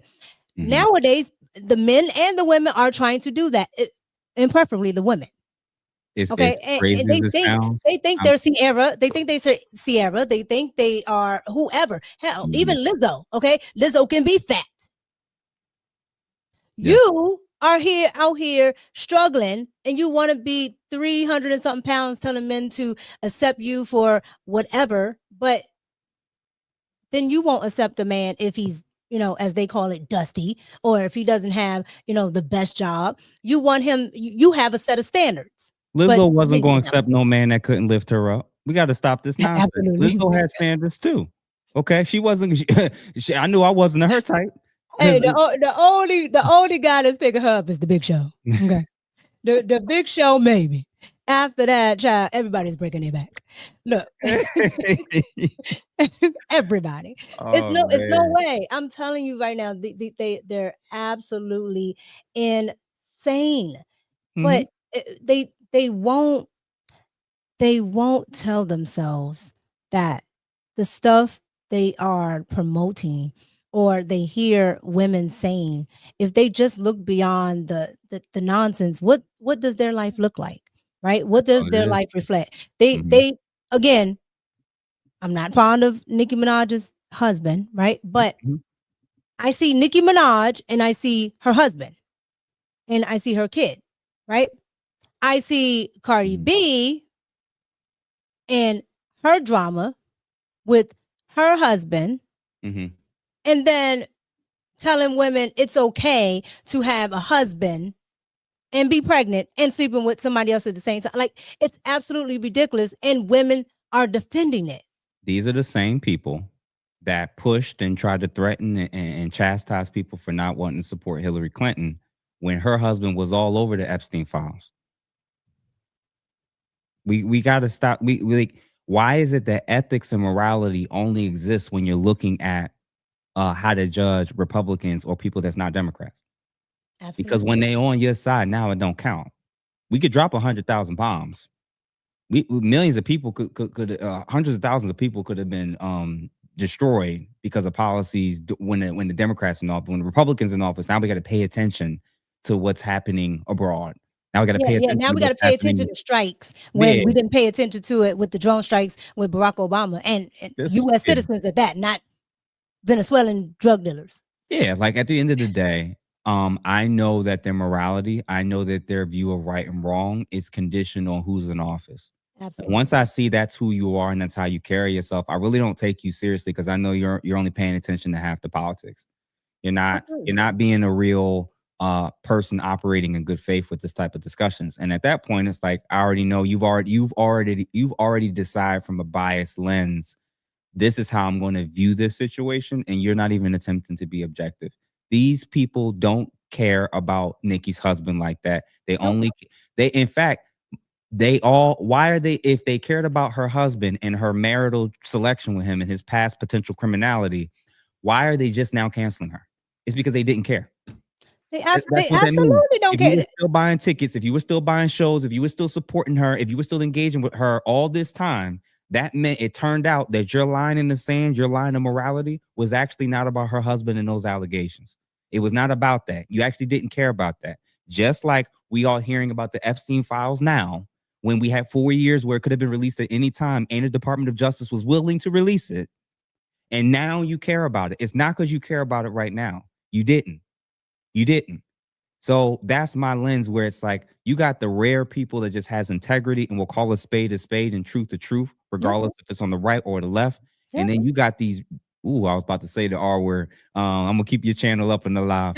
You got these moral hypocrites Yes. that pick and choose when something actually matters. I do Yes. know that if Yeah. Donald Trump had told us, if you don't vote for me, you ain't black, I imagine that there would have been a whole lot more energy from the people that tried to act like that didn't happen and ignored it. I do know that if Donald Trump or anybody like him was talking about in black spaces around black people talking about collard greens being made in the bathtub, we would have called that outright disrespectful racism, blatant racism.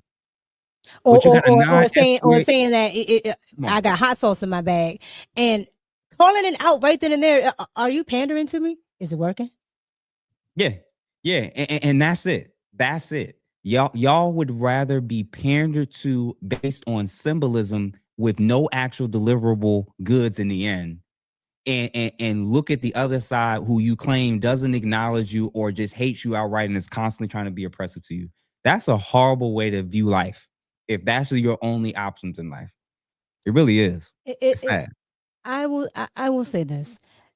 I keep saying, one, yes, there can be, because people say, oh, you don't think Republicans are racist? I talk about the rhinos all the time on this channel. Okay? I talk about rhinos all the time. I don't like George Bush. I don't like him. It is what it is. I didn't like Dick Cheney. It is what it is. Right. But they think that I'm aligned with the party. I'm aligned with the values. Mhm. No one outside of myself is going to reflect all of my own values. Okay. Facts. But do these policies allow my family to flourish and allow families like mine to flourish? or do these policies send my family backwards? That's what I care about. Because again, somebody outside my household is not on my brain. Okay, I don't care how they want to wear their hair. I don't care how they want to do this and that. I only care about Jasmine Crockett because she can potentially affect me. Outside of that, she can talk however she want to talk. She can wear the worst wigs ever. Okay, she can wear the worst wigs ever. I would never give her advice. Okay, no oil, no nothing. Let her wear it. Let her wear it. But I wouldn't say anything. Hold on, the wigs got better though. The wigs did get a little bit better. Them things was crazy back. The hair hats back before, what she had before, the stiff Johns. You know the Johns where she's that divester wig. She was rocking that John for a minute. No, now this year, right around the summer. I call it the immigrant right around the wig. summer, somebody got a hold of her and tried to upgrade it a little bit. The They wigs. tried. Listen, I'm gonna acknowledge that the wigs are better. It's still a little bit much, but it's way better than what it was. Them things before. Oh my god! I'd rather the Avatar ponytail. Woo. You know the little Avatar ponytail she had in the like. Those setback wigs. Those the ones that set us back in time. They they set us back a couple generations. They're them type of Jones. Them Jones was crazy. And you know what's worse is she had more than one. She had more than one. I said, wait a minute. I thought How she you was got gonna more throw than that wig in one the trash. hard wig? How you got more than one hard wig? How did they all How is your new wig already stiff? I say, girl. Now you know. Now, if you go sit up here and do all of this, you down there in Atlanta, nobody. You down here with the trays.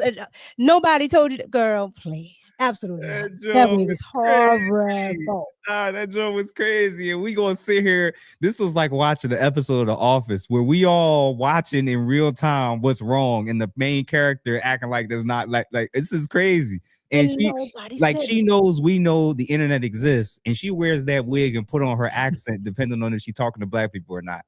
And but the crazy part is they're not stupid because they know they'll still get the votes from the same group they're pandering to. Collard greens, hot sauce, you ain't black if you don't vote for me, hard wigs, ghettoing up her speech when she's like in a high level ranking political position like that. These people are a joke, man. And I think like there's a legitimate movement of people just trying to get. We are the last community that refuses to acknowledge that we're allowed to have diverse thought in the political space. We're the only community. White people can vote on either side. Asian people, Hispanic people, everybody can vote on either side they want. But everybody else knows you have to stay in line as a black person. And I said it last night, their greatest argument to pitch for why you have to support their side is because the racist and the boogeyman is on the other side. That's their greatest argument. If I show up to your store and you don't have the product I'm looking for to give me what I want, you don't get to tell me that the other stores, the products are worse because you don't have what I have, what I'm looking for. You don't have what I'm asking for. You're not delivering when I come to your shop. So if you're not willing to deliver when I show up to your store, why should you care if I decide to create my own store or go to another store to find what I need? I'm very, very simple and straightforward. Like, and it's crazy when I say this stuff. The people in the comments make it seem like I'm insane. I don't get it. They will make it so as, oh, you will vote you will vote for a racist. Hold on. I'll answer it. Is the racist going to give me some goods that y'all ain't delivering on? You saw my face. Yes. Okay. Because last time I checked, the Democratic Party, okay, and let's just start even with the Democrats alike, JFK, okay? Yeah. JFK and his family have been racist. Mm-hmm. Okay, literally how JFK voted when he was in the Senate will tell you such. Okay, people always say, "Oh, it's the Democrats that passed the Civil Rights Bill." How, Sway? Because when it was in the Senate before 1964, all the Democrats voted against it. They didn't want it. Now, when they realized they could use it, cool. Now we'll put it on the docket. All right. But my whole point is, you're not going to stop people from being how they already are. If they're ignorant, they're ignorant. What are they doing? Because right now the argument is what anti-Semitism, right? They don't care about that because their community has money. They don't care about that. Now they may use it as a means to, maneuver around some stuff. But they don't care about that. I don't see Chinese. I don't see Chinese people saying, "Oh, we need representation in Congress." I don't see them doing that. But it's a Chinatown in every city. With no representation, the money and what they own, they were able to get an Asian hate crime bill. So again, when the same people from the same party keep saying, "I can't do nothing for Black people. I can't do nothing for the foundational Black. I can't do nothing just for Black people," but then they'll have these special cases for DACA. Then they'll have these special cases like this with the Asian hate crime bill. They apparently can do special packages for foreign countries in here for all types of people and folks, but they will not do. They will do special financial incentives for people that are coming here that got here yesterday. They'll take your tax dollars and give them food, shelter, and housing. Absolutely. And they convince you that we got to do another study on reparations. And they love the studies. And they don't you love the studies? And they got you so and good. It's black women with those studies because Sheila Lee. HR 40. Now she's passed. Her daughter, HR 40, bald-headed Ayanna Priestley, HR 40. Okay, yeah, Jordan. Man, the smooth brain as ever. When I tell you HR 40, Kamala, HR 40. Okay, California Black Caucus. Oh, yeah, we're gonna study it and give it and all this other stuff. San Diego, they're all passing these bills. Yeah, well, we're going to give you reparations, but there's no money in it. We haven't found a way to fund it. My point is, because at this point, I'm thinking past that, because you can give $5 million to every Black person if you want to, but if they don't know financials, if they don't know economics, if they don't know business, all right, it's going right back. I actually love that Dave Chappelle skit with the, I'm rich because Cadillac stocks raised 25,000%. Yep. And it's going to do that because there's no education behind the money. It's like giving a lottery winner $1 billion. They're going to blow through it 90% of the time. And so that's why I don't focus on those things like that, because there's no education that's going to go behind that. There's nothing to actually promote that. And on top of that,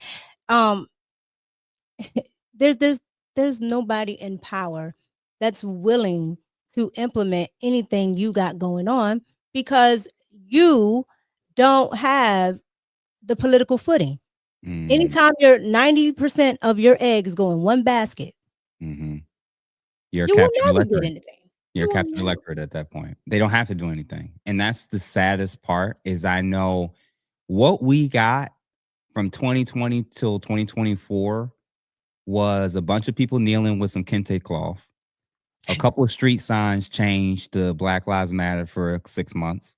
The streets painted Black Lives Matter, which eventually were painted over. And Juneteenth. We do, like, we wasn't already, for those that celebrated, we never needed it as a federal holiday. If we like it or we want to hang out with our friends, we've been doing that anyway. That's what we got.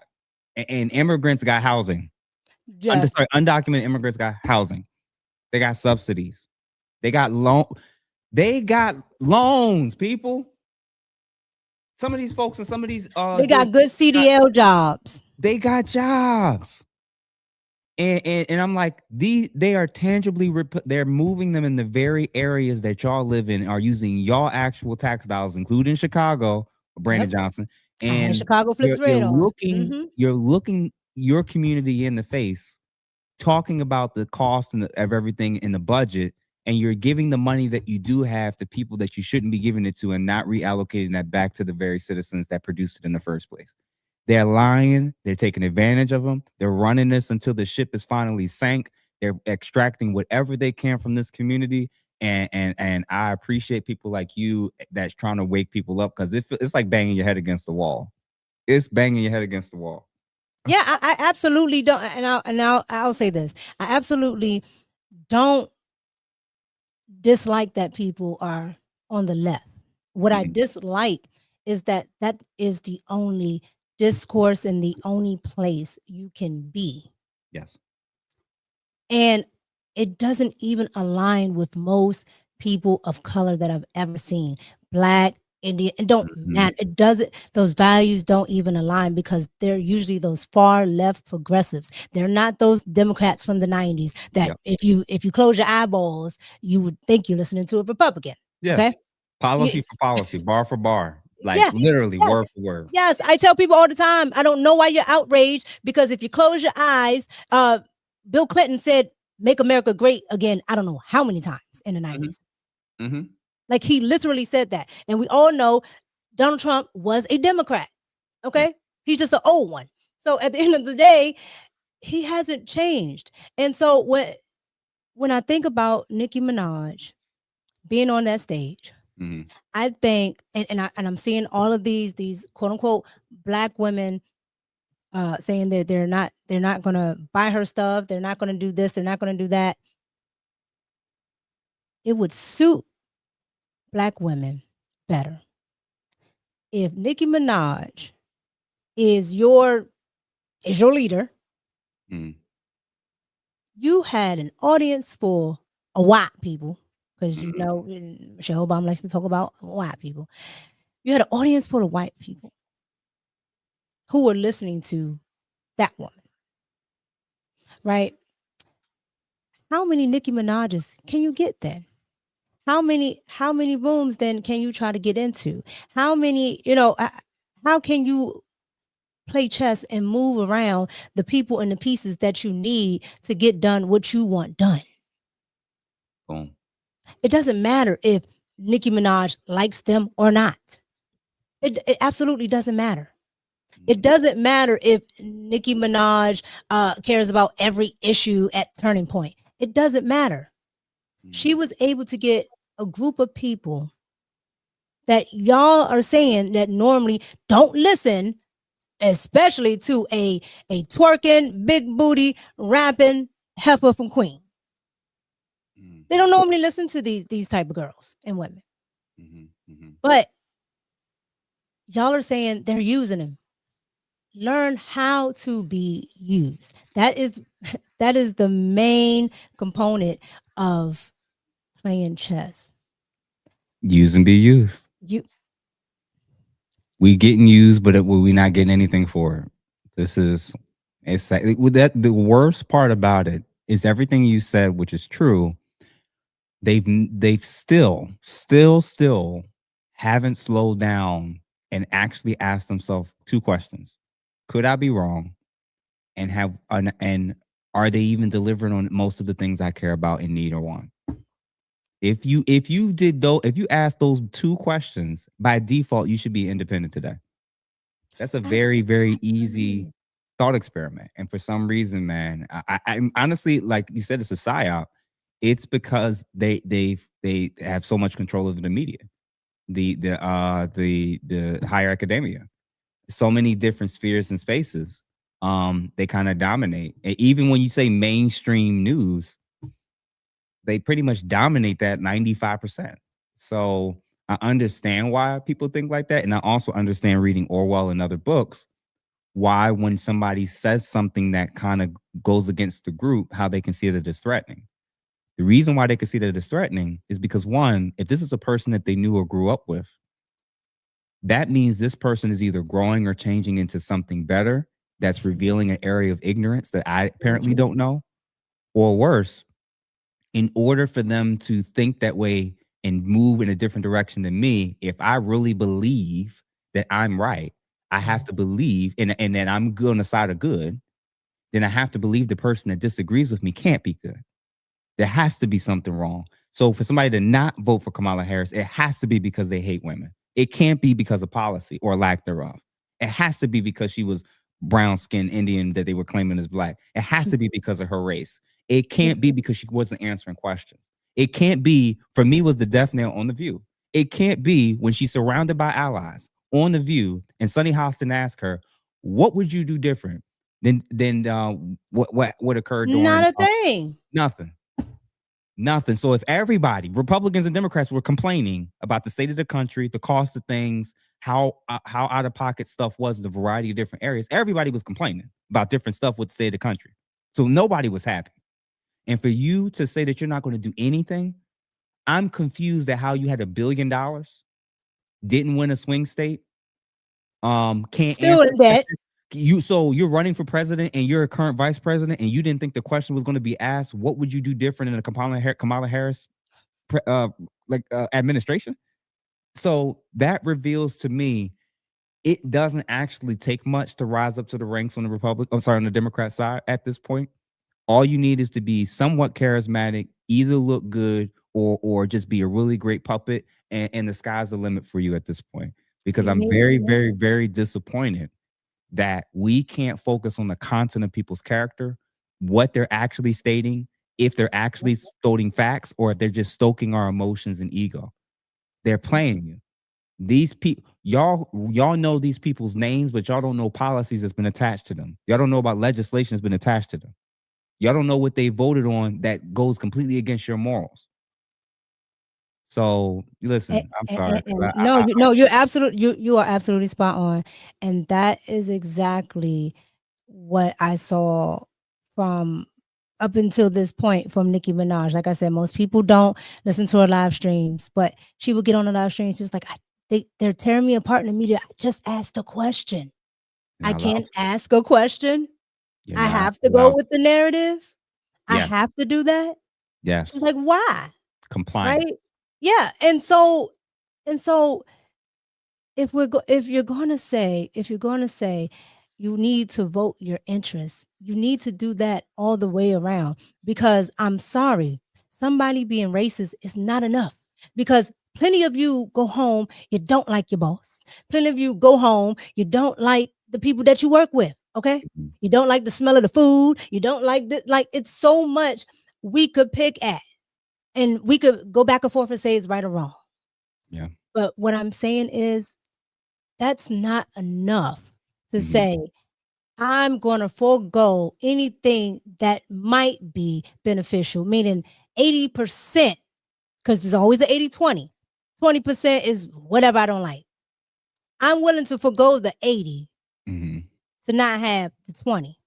And then I'm willing to take the 80 of BS to have the perceived 20. Because let's be clear, Kamala is married to who? They don't care about that. That she's not a black man married to a non-black woman. So she that don't count. Remember, Serena, her sister, Eve, you name it, that's fine. That's acceptable. It's not even a talking point, honestly. In fact, they think they're winning. A lot of times they say, "Oh, girl, they did something," and that let me know, man. At the end of the day, if these same people wouldn't have voted for a man that had the exact same policies as Kamala Harris and ran on the exact same platform if he had a white wife with white stepchildren. We all know it. They know it. That's why Barack. I have both of Barack's books. That's why he did not marry the white woman he was engaged to. They always say, "Oh, we read Barack's books." No, you don't, because that wasn't his first choice. Okay, but he knew, and the people that I'm gonna stay on the. I'm gonna stay on the internet at least for another week. So I'm not gonna speak on his choices and proclivities. That's why I said you're nice. I will. That man was with a white woman. Okay. Listen, it doesn't bother me none. It never listen. I know what white women have been like. That I've been there before. So I used prior to my wife and my current relationship. I was known as an international man myself. I was a United Nations member. So I was totally.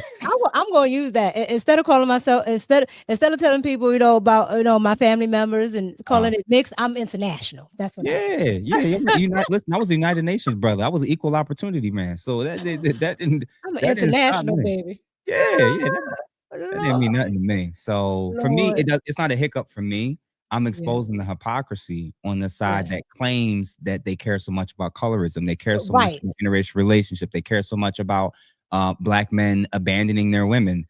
And they don't care when the women do the exact same behavior on the other side. But again, this is like all other topics. Women have an entirely different standard for themselves than they do for everybody else. but they always will claim that they want equality in the end. It's nothing new. We get it. No, it's not equality. I told you it is they want the outcome.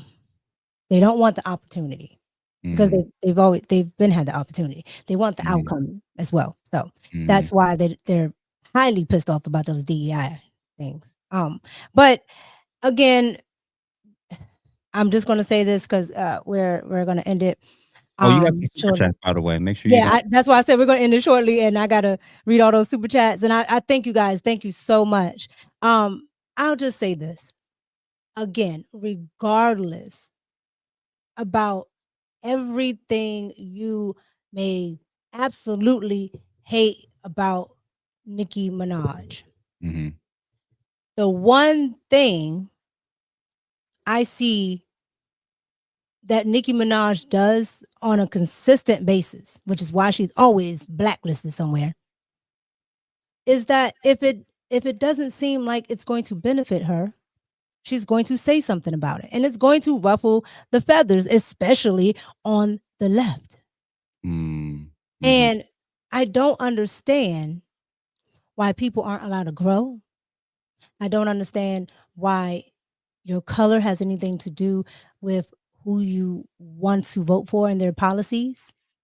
And I don't understand why you can't talk to somebody that is of a different race and votes a different way without it being you're trying to suck up to them or you're trying to make them happy. Meanwhile, you have a whole white man telling you you ain't black if you don't vote for him. They looked at a non-black woman that was Indian, that was married to a white man, and said if you didn't vote for her, you a sellout and you lost your blackness. That's how we're cooked. We're cooked. We're cooked. Man, You're cooked. we've been cooked. We've been cooked. When I tell you, every time Kamala talks, I'm like, y'all really thought she was black? You know what's crazy? You know what's crazy? Deep down, I think so many of them know this, acknowledge and agree with it. This is why they can only DM you in private. This is why they can text you, but they can't post or share it. Because I think a lot more of them believe it, understand it, but they don't want to be ostracized. They don't want to be Nicki Minaj, and that's what I respect. Exactly. That's they what I don't want to respect. go through what she's going through right now. That's exactly. I can't tell you how many follow me and will send me little stuff in it. Oh yeah, all the time. Yeah, that's right. I'm like, all the time. Okay, but it is what it is. But I just wish more people would stand up. I really do. I'm scrolling. Thank you guys so much. I get to talking to Jeff. I get to talking to Jeff, and we be talking like we on the phone. We be remember like back in the day, used to be on the phone. Yeah. And your mama like, get off the phone. It is past your bedtime. She pick up the other end. My wife, but is that Mika again? I'm like, oh, okay. Let me stop texting. Ciao. Okay, let's get into this super chat really quickly. All right, here we go. The Genius CEO, thank you so much for the $5 super chat.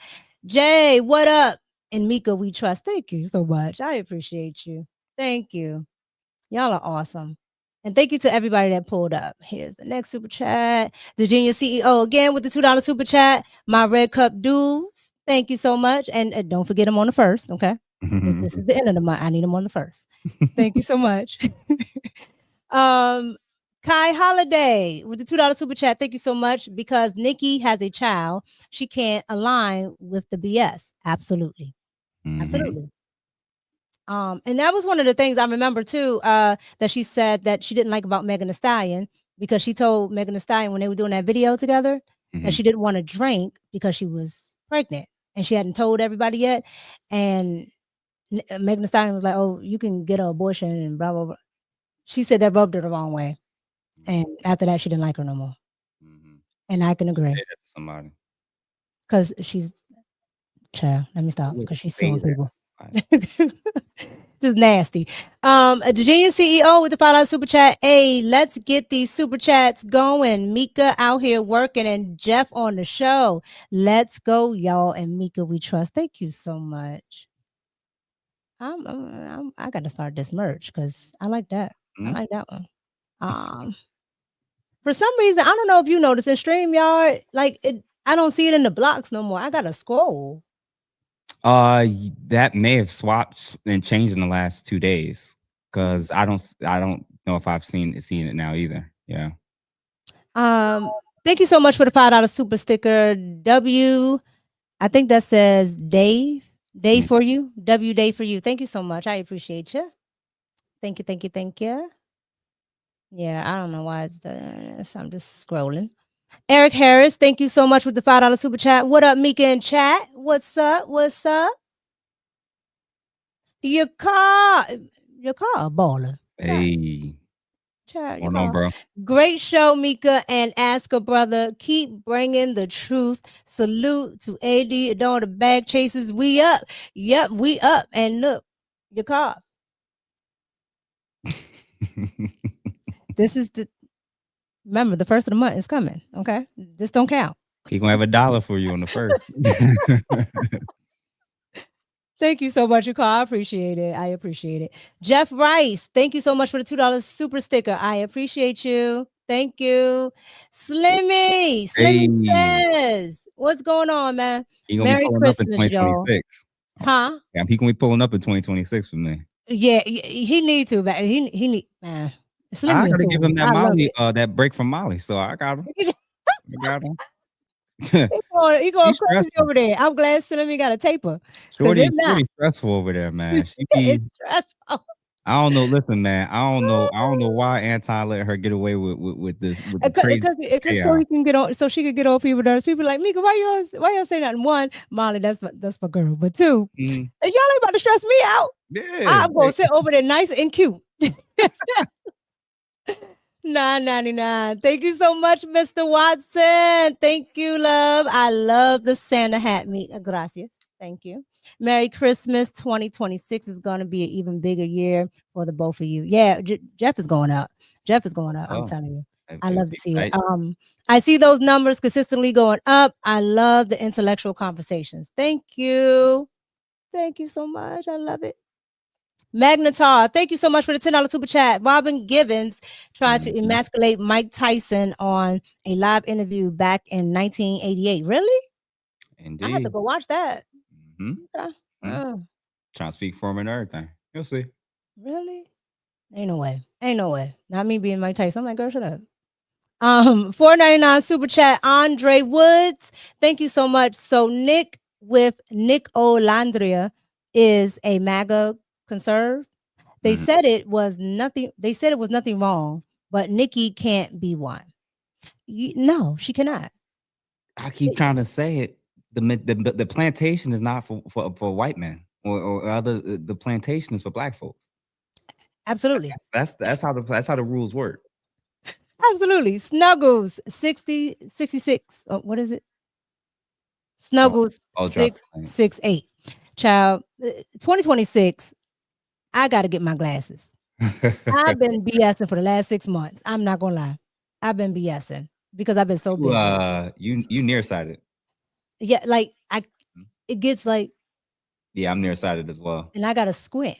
And they make fun of me when I squint. Thank you so much for the super chat. I appreciate you. Drop the link. Oh man. That's my goal. 2026. Glasses. Well, no, contacts. I'm not wearing no glasses. Courtney Smith, thank you so much for the $5 super chat. Those wigs was the Tyler Perry wigs. Jasmine. I didn't even think about it. It was the Tyler Perry wigs all along. She was the fill-in for Tyler Perry films. Hey, Tyler Perry wigs are cool. Especially the ones from the play. Daddy's little girl wigs. Daddy's little girl wigs. That's that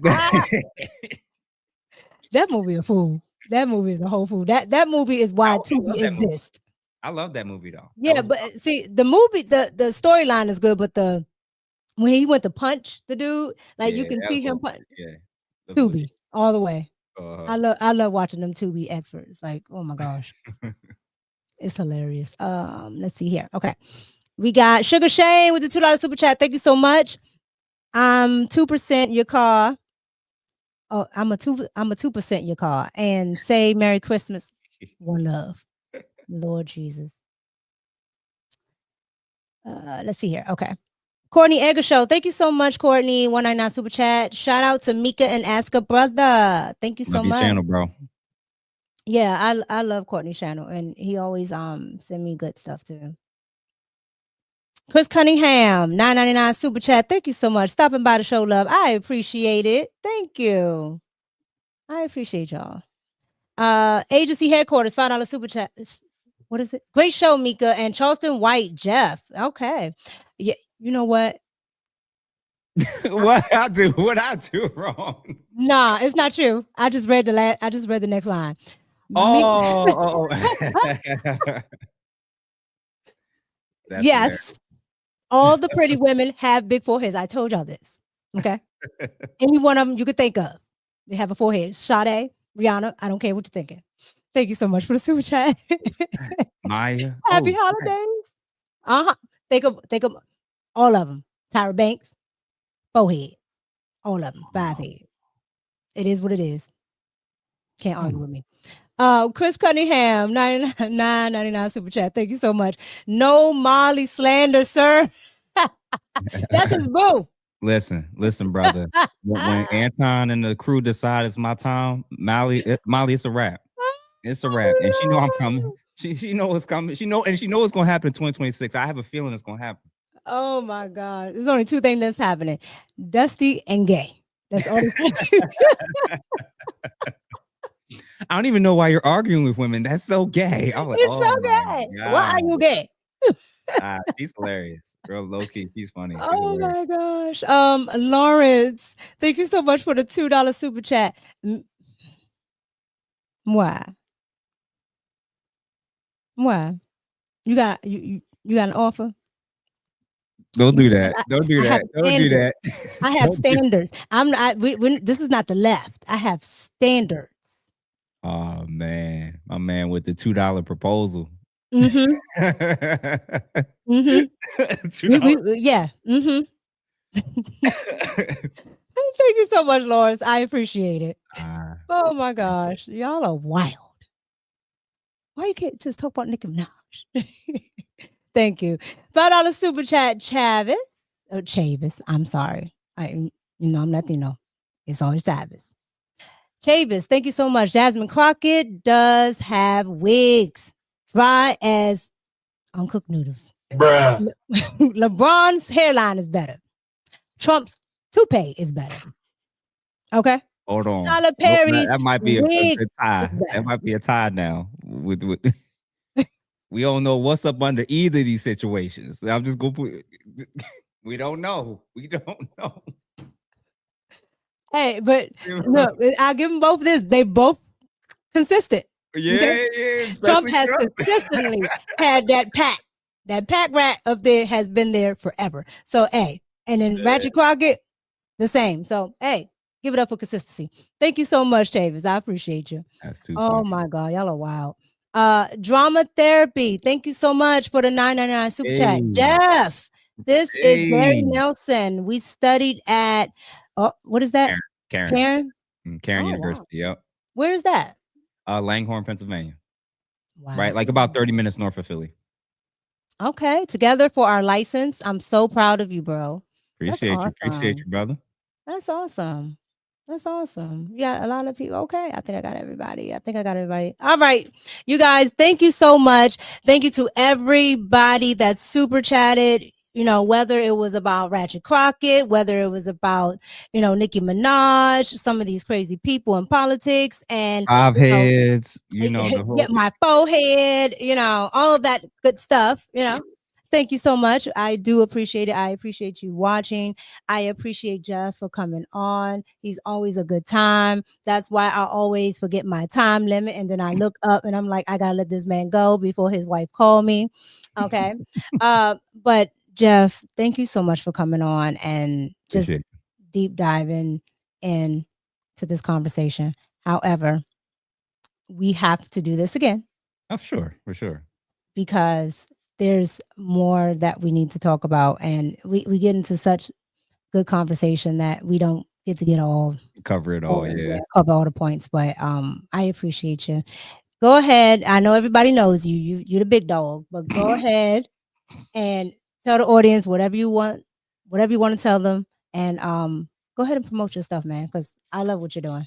Thank you. Hey, I think you work with the big dog. I don't think that's me yet. Number one. Right. And the name is Jeff St. James. Yes, that's my actual name. That's not my stage name. I think some people thought it was fake, apparently.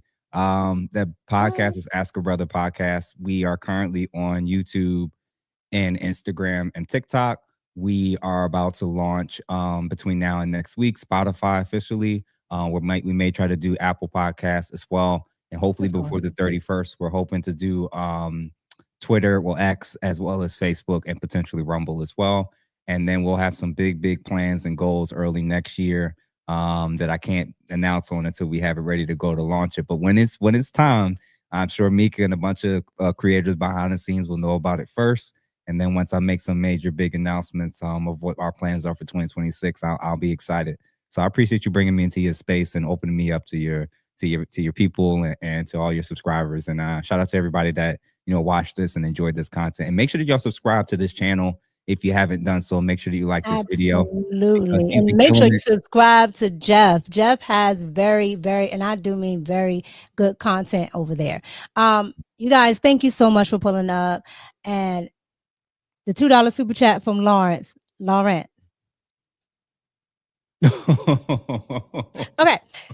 You guys, thank you so much. I appreciate you. I always had the sense of vibe from you. I appreciate it. Thank you so much. You guys, it's your girl, Mika. Thank you to everybody that came through to listen to my rants, to listen to Jeff. And we're out. Peace. Wake up, wake up.